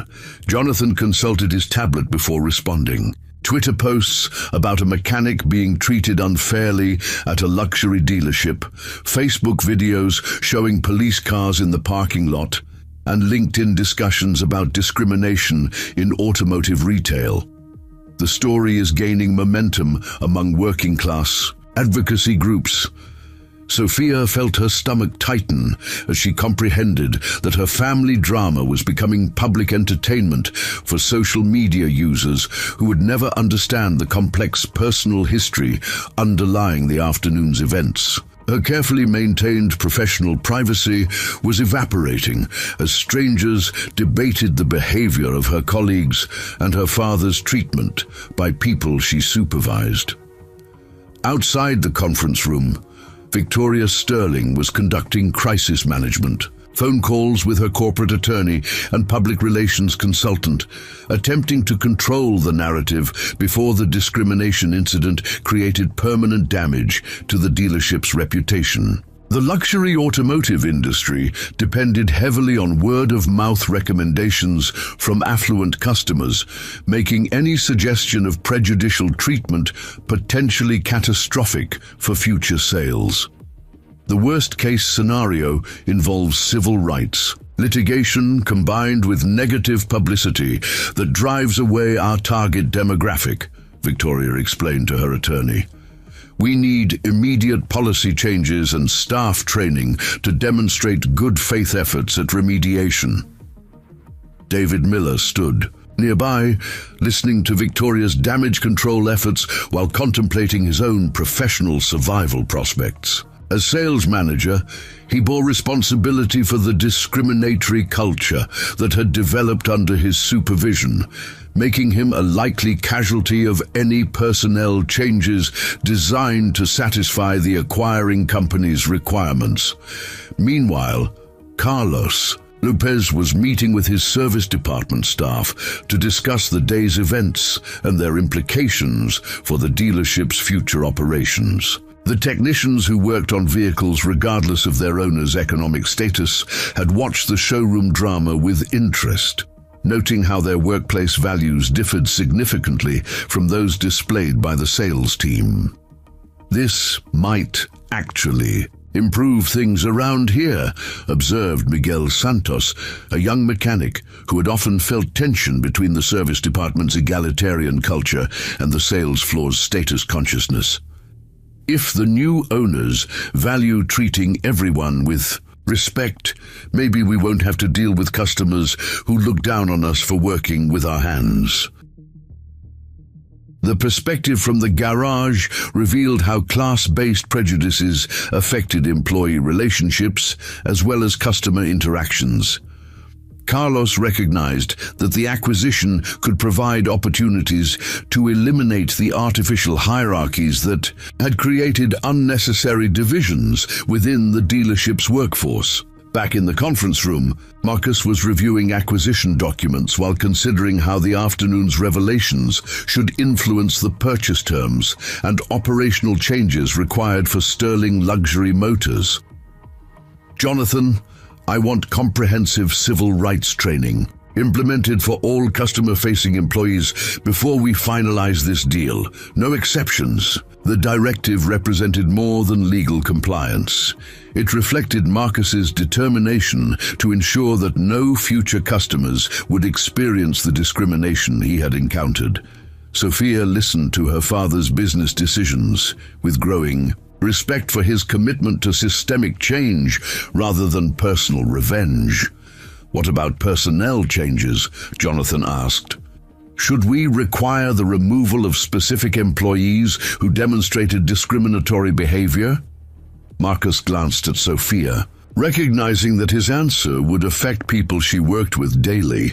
Individual employment decisions should be based on willingness to embrace new standards rather than punishment for past mistakes. People can change if they're given proper guidance and clear expectations. The measured response surprised Sophia, who had expected her father to demand Trevor Johnson's immediate termination after experiencing such blatant prejudice. Instead, Marcus was offering redemption opportunities that reflected the same patience and teaching approach she remembered from her childhood. Victoria Sterling knocked on the conference room door, requesting permission to join the business discussion that would determine her company's future. Her appearance via video conference with Pacific Coast Industries executives would mark the first direct communication between the current owner and the acquiring corporation's leadership team. "Ms. Sterling, please join us," Marcus said, gesturing toward an empty chair at the conference table. "We were discussing implementation requirements for the acquisition." Victoria settled nervously beside Sophia, noting the surreal nature of conducting high-stakes business negotiations with the man her employees had treated as a potential criminal just hours earlier. The power dynamics had completely reversed, transforming Marcus from suspected troublemaker into the authority figure who controlled her company's destiny. "Mr. Williams, I want to personally apologize again for the unacceptable treatment you received," Victoria began, her voice reflecting genuine remorse alongside strategic concern about litigation exposure. "Sterling Luxury Motors has never officially endorsed discriminatory practices, though I clearly failed to prevent them from developing. The admission of institutional failure provided a foundation for constructive discussions about remediation requirements, though Marcus noted Victoria's careful phrasing that avoided accepting legal liability while acknowledging moral responsibility. Apologies are appreciated, but systematic change requires more than good intentions, Marcus replied. I want monthly diversity audits, customer satisfaction surveys that specifically address respectful treatment, and employee performance reviews that include cultural sensitivity metrics. Jonathan Wright nodded approvingly as he recorded the operational requirements that would become part of the acquisition agreement. Pacific Coast Industries had developed expertise in transforming workplace cultures through measured accountability systems that rewarded positive behavior while identifying persistent problems. Sophia found herself in the unexpected position of translating between her father's business requirements and her intimate knowledge of the dealership's operational realities. Dad, I think the monthly audits are important, but we should also consider customer feedback systems that allow people to report positive interactions, not just complaints.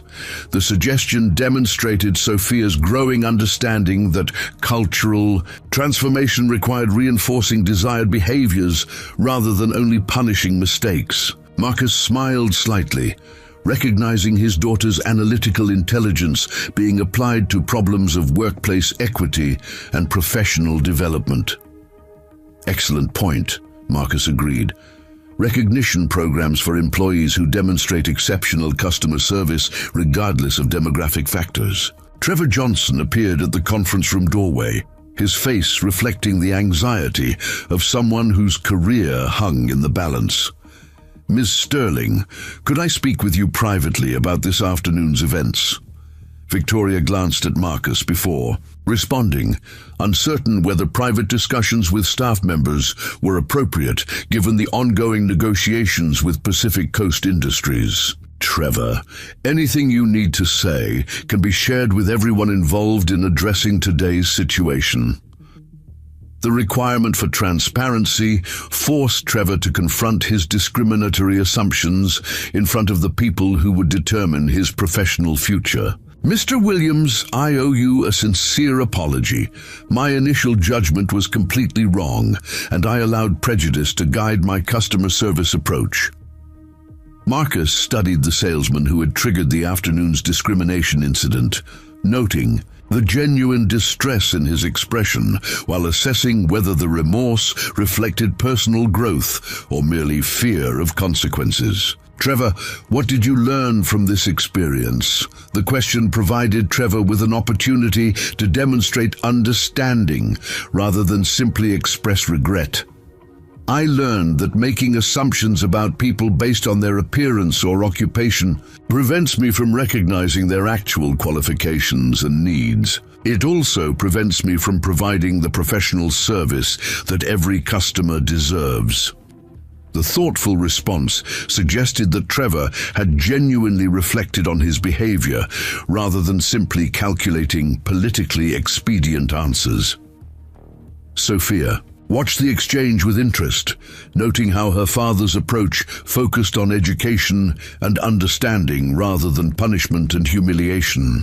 Trevor, your employment status will depend on your willingness to embrace new customer service standards and participate in comprehensive training programs, Marcus said. This is your opportunity to demonstrate that people can change when they recognize their mistakes.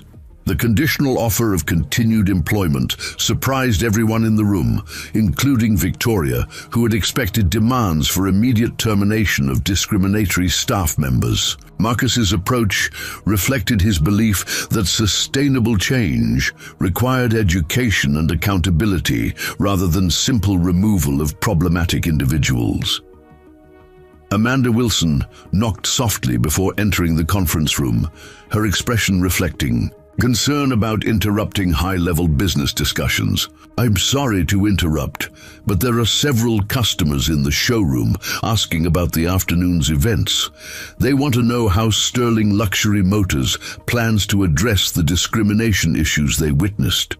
The immediate customer interest in policy changes demonstrated how quickly the incident had elevated beyond internal personnel matters into public accountability for the dealership's values and practices. Victoria realized that her response to the discrimination crisis would be closely monitored by the local business community. Amanda, please inform our customers that Sterling Luxury Motors is implementing comprehensive policy changes to ensure respectful treatment for all potential buyers, Victoria replied.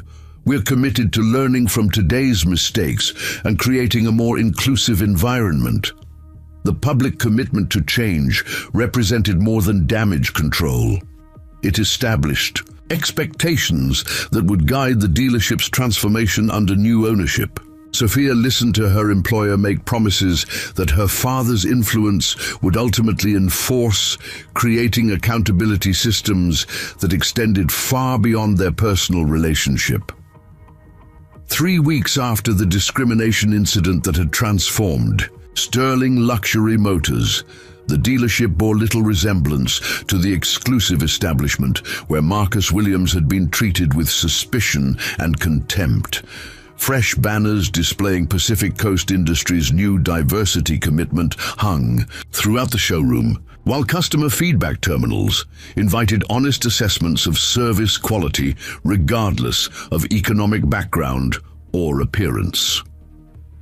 Sophia Williams stood in her redesigned office, reviewing quarterly reports that showed remarkable improvements in customer satisfaction scores across all demographic categories. The transparent walls that now replaced her previous privacy barriers symbolized the cultural openness that had replaced the dealership's former atmosphere of exclusivity and judgment. Her new role as Director of Customer Experience reflected both her expanded responsibilities and her father's confidence in her ability to lead meaningful change. The training program results exceeded our projections, Sophia announced during the morning staff meeting, addressing a group that included both veteran employees who had survived the cultural transformation and new hires specifically recruited for their commitment to inclusive customer service. Customer complaints about discriminatory treatment have dropped to zero, while our sales volume has actually increased by 15%. The remarkable turnaround demonstrated that respectful treatment of all potential buyers created business value rather than limiting profitable opportunities. Trevor Johnson, who had completed an intensive 8-week sensitivity training program, while working under probationary status, found himself genuinely surprised by how much more he enjoyed his job when focused on serving customers rather than judging their purchasing potential. Ms. Williams, I wanted to thank you again for giving me the opportunity to learn from my mistakes, Trevor said after the meeting concluded. Working with customers from different backgrounds has taught me more about the automotive industry than years of focusing only on luxury buyers. Sophia nodded approvingly, noting how Trevor's transformation had become a model for other employees struggling to adapt to the new cultural expectations. His journey from prejudiced salesman to inclusive service provider proved that people could fundamentally change their approaches when provided with proper guidance and accountability. Marcus Williams arrived at the dealership for his weekly oversight visit, driving the same weathered pickup truck that had once seemed so incongruous in the luxury vehicle parking lot. However, employees now recognized the truck as a symbol of authentic success and practical wisdom rather than evidence of economic inadequacy.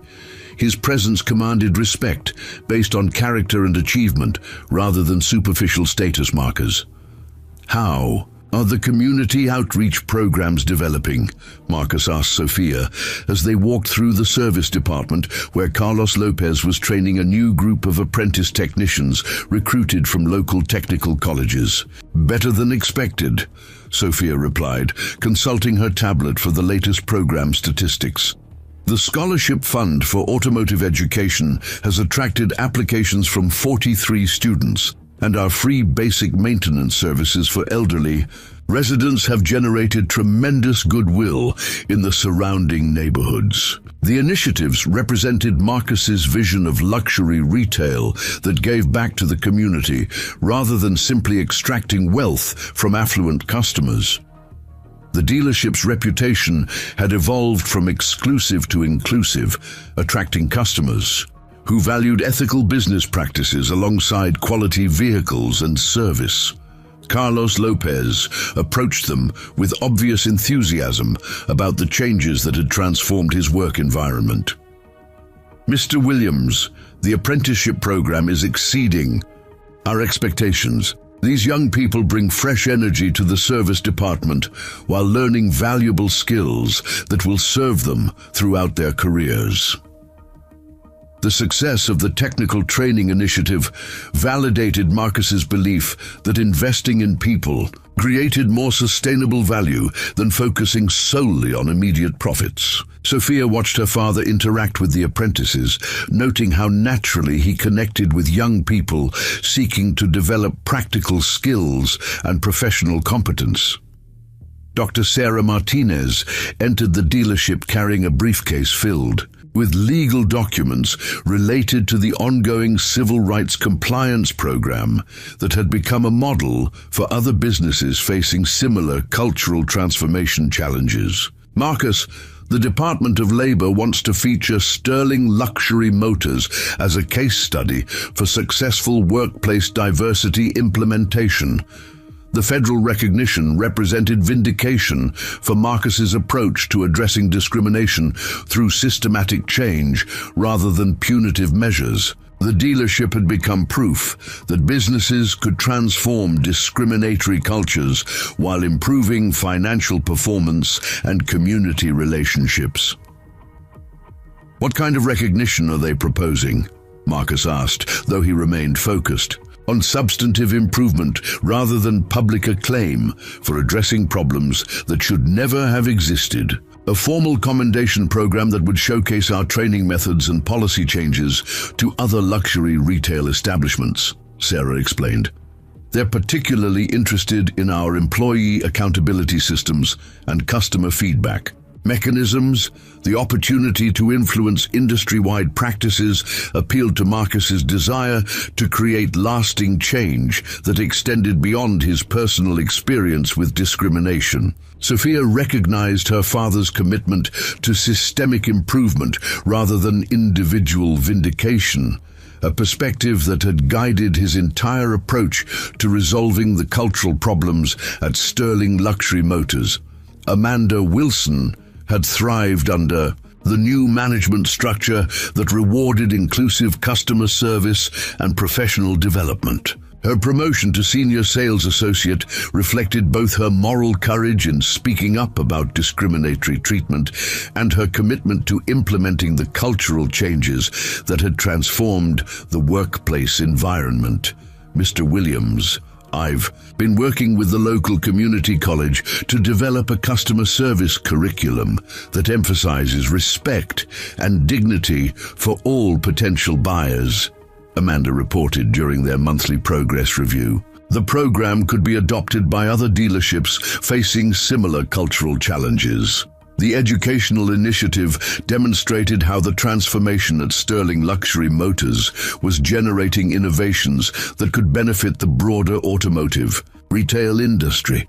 Marcus appreciated Amanda's proactive approach to sharing knowledge that could prevent other businesses from developing the discriminatory practices that had required such extensive remediation. Victoria Sterling had initially feared that the acquisition and cultural transformation would destroy the dealership's profitability and market position. However, the financial results demonstrated exactly the opposite outcome. with revenue increases and customer loyalty improvements that exceeded her most optimistic projections. "Marcus, I have to admit that I was wrong about the business implications of inclusive customer service," Victoria acknowledged during their quarterly review meeting. "I thought respectful treatment of all customers would somehow diminish our luxury brand appeal, but exactly the opposite has occurred." The admission reflected Victoria's personal growth alongside the institutional changes that had transformed her business. She had learned that authentic luxury meant providing exceptional service to everyone, rather than excluding people based on superficial judgments about their purchasing power or social status. "Exclusivity based on prejudice isn't luxury, Victoria," Marcus replied.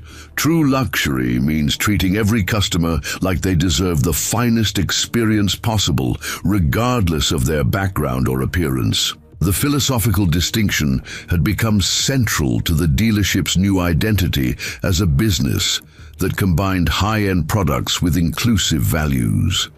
Sophia observed how her father's wisdom had influenced not only policy changes, but fundamental thinking about what constituted genuine professional excellence. Linda Brown, the receptionist who had witnessed the original discrimination incident, had become an informal mentor for new employees, learning to navigate the cultural expectations that now guided customer interactions. Her years of experience observing both positive and negative service approaches made her uniquely qualified to help others understand the practical implementation of respectful treatment.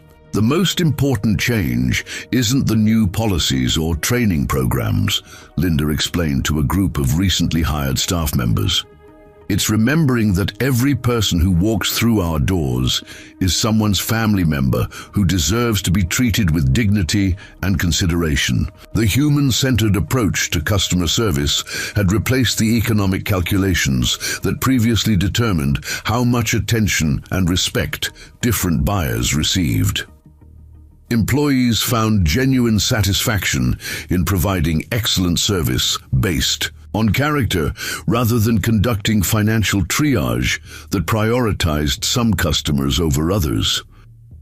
Rachel White had expanded her marketing role to include documenting the dealership's transformation through video testimonials from customers who appreciated the cultural changes. The footage served both promotional and educational purposes, showcasing real-world examples of inclusive customer service while attracting buyers who valued ethical business practices. "We're receiving inquiries from customers as far away as San Francisco who want to buy vehicles from a dealership known for treating everyone respectfully," Rachel reported. "The reputation for inclusive service has become a competitive advantage rather than a limitation." The expanded customer base demonstrated how ethical practices could generate business growth rather than constraining market opportunities. Sophia understood that her father's insistence on systematic change had created value that extended far beyond addressing the discrimination issues that had triggered the initial crisis. Miguel Santos, the young apprentice who had been learning automotive repair at Williams Auto Works, visited the dealership to observe how the service department training programs compared to the hands-on education he received at Marcus's original garage. His perspective bridged the working-class authenticity of the auto repair shop with the professional development opportunities available through the dealership's expanded educational initiatives. "Mr. Williams, seeing how the same values you taught me at the garage are being implemented here gives me hope that the automotive industry can change for the better," Miguel observed. "Respect for good work and honest service shouldn't depend on where you happen to be employed." The connection between Marcus's original business and the transformed dealership illustrated how authentic values could be scaled and adapted to different professional environments without losing their essential integrity. Sophia appreciated how her father had maintained consistency between his personal principles and his corporate leadership approach. Bobby Davis, Marcus's longtime business partner at Williams Auto Works, arrived at the dealership to deliver parts for a classic car restoration project that exemplified the cultural integration between high-end retail and traditional automotive craftsmanship. His presence reminded everyone that technical excellence and customer service could coexist regardless of economic or social divisions. "Marcus, you've done something remarkable here," Bobby commented as he surveyed the bustling service department where apprentices worked alongside experienced technicians. "This place feels like our garage, just with better equipment and more resources." The observation captured the essence of what Marcus had accomplished, creating an environment where automotive passion and professional competence were valued more highly than artificial status distinctions. Sophia realized that her father had achieved the rare combination of business success and cultural transformation that most leaders only attempted individually. As the afternoon shift began and the dealership continued its normal operations under the new cultural guidelines, Sophia reflected on how much her understanding of success and professional excellence had evolved since that confrontational day 3 weeks earlier. Her father had demonstrated that true achievement meant creating value for others while remaining authentic to fundamental principles. "Dad, I want to work more closely with the community outreach programs," Sophia announced as they concluded their weekly review session. "I'd like to spend time at Williams Auto Works learning how authentic customer service works in your original environment." The request represented Sophia's desire to understand her father's approach to business from its foundational sources, rather than simply implementing policies at the corporate level. Marcus smiled, recognizing his daughter's commitment to genuine learning rather than superficial adaptation to new management expectations. 6 months later, Sophia Williams stood in the service bay at Williams Auto Works, her hands stained with motor oil as she helped her father rebuild the transmission on a 1998 Honda Civic belonging to Mrs. Dorothy Walker, a 72-year-old widow who depended on her car for grocery shopping and medical appointments. The luxury business attire that had once defined Sophia's professional identity had been replaced by practical work clothes that allowed her to learn automotive repair without concern for appearance or status. "Feel how the gears mesh together," Marcus instructed, guiding Sophia's hands as she positioned the transmission components. "Each piece has to work in perfect harmony with every other piece, or the whole system fails." Same principle applies to running a business. Every employee, every customer, every interaction has to support the overall mission. The mechanical lesson carried deeper meaning about organizational culture and human relationships that Sophia had failed to understand during her years of pursuing superficial success at Sterling Luxury Motors. Working alongside her father in his original garage had taught her more about authentic leadership and customer service than any corporate training program or management seminar. "Mrs. Walker, your transmission is going to run better than new," Sophia announced as the elderly customer arrived to check on the repair progress. "Dad upgraded some components that will give you more reliable performance for years to come." Dorothy Walker smiled warmly at the young woman who had personally called to explain the repair process and timeline, a level of attention she had never received at chain automotive shops that treated older customers as inconveniences rather than valued clients. "Sophia, your father raised you right. Not many successful business people would take time to explain technical details to someone like me." The comment reflected how completely Sophia's perspective had shifted during her months of learning practical automotive skills while maintaining her executive responsibilities at the dealership. She had discovered that genuine competence and customer care created more satisfaction than the artificial prestige she had previously pursued through social climbing and family rejection. Marcus watched his daughter interact with Mrs. Walker, noting the natural empathy and patience that had emerged as Sophia reconnected with the values he had tried to instill during her childhood. The angry teenager who had once been embarrassed by his working-class occupation had transformed into a woman who understood that dignity came from serving others rather than impressing them. Bobby Davis approached from the parts counter where he had been inventorying supplies for the week's repair schedule. "Marcus, the community college wants to expand the automotive training partnership. They're getting more applications than they can handle from students who want hands-on experience in a shop that treats customers fairly." The educational collaboration had grown beyond anyone's initial expectations, creating opportunities for young people to develop valuable skills while learning ethical business practices from experienced professionals who valued character over economic status. Sophia had become instrumental in designing curriculum that combined technical competence with customer service excellence. "How many more students can we accommodate?" Marcus asked, though he already suspected they would need to consider expanding the training facilities to meet growing demand. "Maybe 8 more if we adjust the scheduling," Bobby replied, "though we'd need Sophia to help coordinate between her dealership experience and our hands-on approach." The request reflected how Sophia had become essential to bridging the gap between luxury retail customer service and traditional automotive repair, bringing insights from both environments to create comprehensive professional development programs.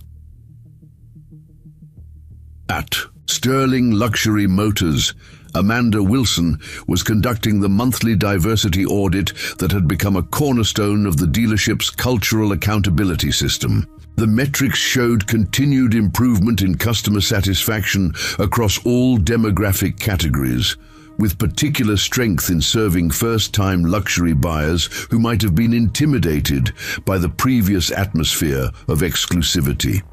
"Carlos, the service department scores are exceptional again this month," Amanda reported to the service manager, who had emerged as a natural leader in implementing inclusive workplace practices. "Customer comments consistently praise the respectful treatment they receive regardless of their vehicle's age or value." Carlos Lopez nodded with satisfaction, having worked deliberately to ensure that luxury car owners and economy vehicle drivers received identical levels of professional attention and technical expertise. "It's easier to do good work when you're not constantly making judgments about who deserves your best effort." The philosophy had transformed not only customer relationships but employee morale, as technicians found greater job satisfaction in focusing on mechanical excellence rather than navigating artificial social hierarchies that had previously complicated workplace dynamics. Dr. Sarah Martinez arrived at Williams Auto Works, carrying legal documents related to the expansion of Pacific Coast Industries' community investment programs, which had grown to include automotive education initiatives in 12 cities across California.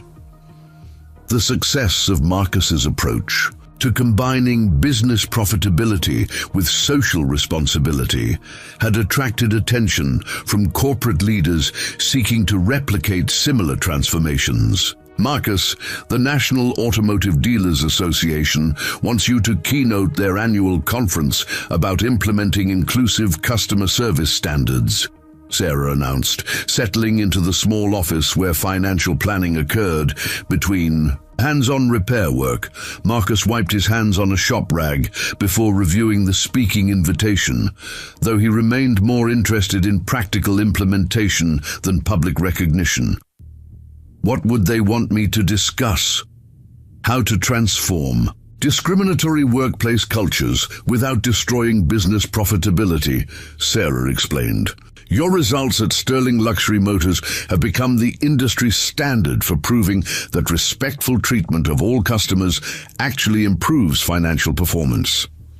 The opportunity to influence industry-wide practices appealed to Marcus's desire to create systemic change that extended far beyond his personal experience with discrimination.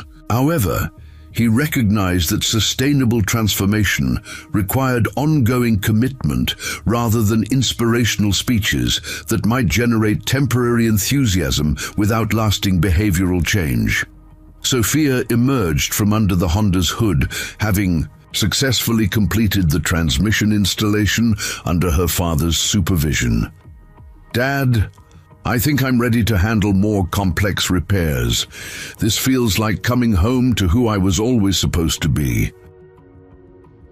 The admission represented Sophia's complete embrace of the authentic identity she had rejected 15 years earlier in pursuit of social acceptance among people who valued appearance over substance.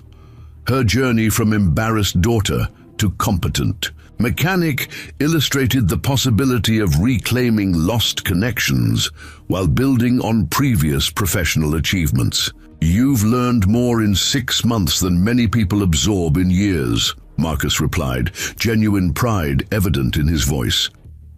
"Technical skills matter, but understanding how to treat people with dignity is what makes the difference between good mechanics and great ones." Trevor Johnson arrived at Williams Auto Works to discuss the continuing education program he had developed for luxury automotive salespeople seeking to better understand the technical aspects of vehicles they sold. His transformation from prejudiced salesman to inclusive customer service advocate had made him a valuable resource for other businesses attempting similar cultural changes. "Mr. Williams, the dealership network in San Diego wants to implement our training model," Trevor reported. "They're particularly interested in the accountability systems that helped me recognize and change my discriminatory assumptions."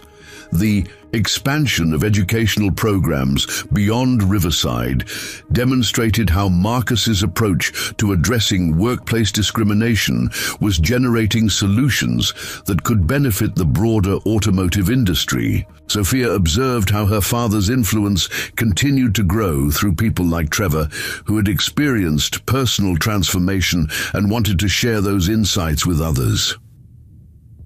William Barrett entered the garage with his wife Helen, both customers, who had become advocates for Williams Auto Works after witnessing the discrimination incident at Sterling Luxury Motors 6 months earlier.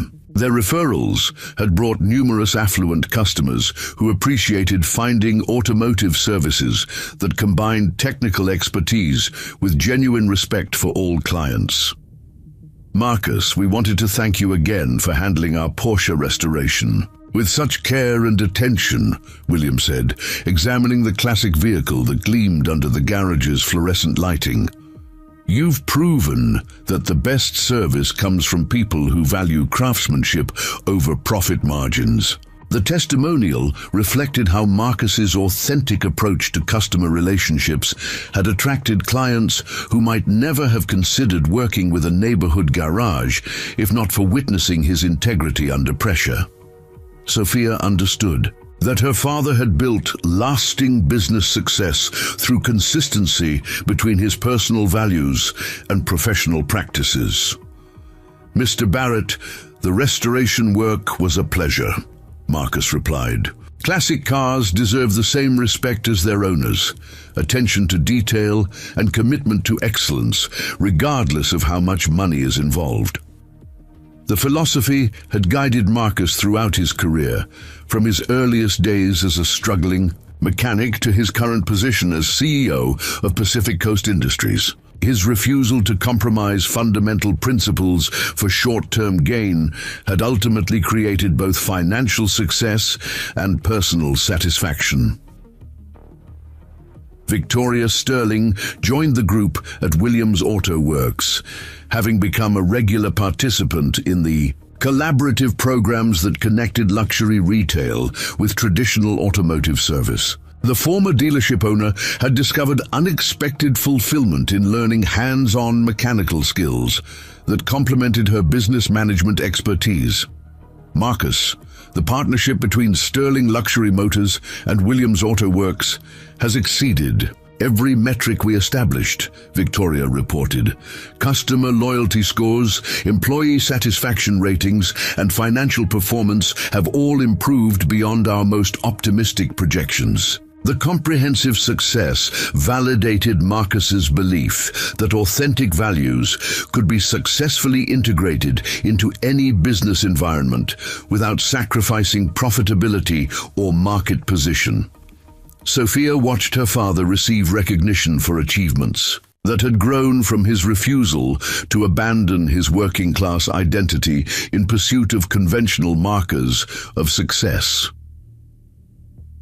As the afternoon shift concluded at Williams Auto Works, Sophia helped close the garage while reflecting on how much her understanding of achievement and fulfillment had evolved over the past 6 months. The luxury dealership remained an important part of her professional identity, but working alongside her father had reconnected her with the satisfaction that came from solving practical problems while serving people who needed reliable transportation. "Dad, I want to expand the scholarship program to include business education for students from working-class families," Sophia announced as they completed the day's final tasks. Too many bright young people think they have to choose between staying true to their background and achieving professional success. The proposal reflected Sophia's desire to help others avoid the painful choices she had made in rejecting her family and authentic identity. Marcus recognized his daughter's commitment to creating opportunities rather than simply benefiting from the privileges that wealth could provide. "That's an excellent idea, Sophia. Education should open doors without requiring people to abandon their values or deny their heritage." The wisdom had guided Marcus throughout his journey from neighborhood mechanic to corporate executive, proving that authentic success meant expanding possibilities rather than escaping limitations.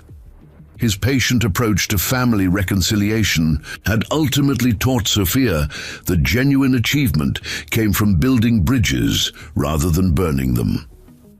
As father and daughter locked the garage and prepared to drive home together, their relationship represented more than personal healing. It symbolized the possibility of creating businesses and communities where people were valued for their character and contributions rather than judged by superficial appearances or economic circumstances. The discrimination incident that had brought them together 6 months earlier had evolved into a transformation that touched hundreds of lives through improved workplace cultures, educational opportunities, and business practices that honored human dignity.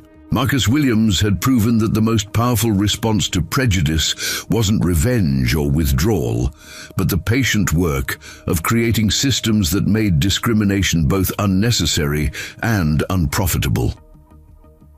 Sophia looked at her father with genuine admiration as they drove through Riverside's evening traffic, understanding finally that his greatest achievement wasn't the wealth he had accumulated or the patents he had developed, but the consistency with which he had treated every person as worthy of respect and consideration. That lesson, learned in oil-stained coveralls beneath the hood of Mrs. Walker's Honda, was worth more than all the luxury and status she had once thought defined success. The mechanic who had walked into Sterling Luxury Motors carrying $50,000 in cash had taught everyone who witnessed his treatment that day about the true meaning of dignity, proving that authentic worth could never be measured by appearance, occupation, or economic status, but only by the content of one's character and the quality of one's actions toward others. The end. Up next, 2 more incredible stories are waiting for you right on your screen. If you enjoyed this one, you won't want to miss this. Just click to watch, and don't forget to subscribe. It would mean a lot.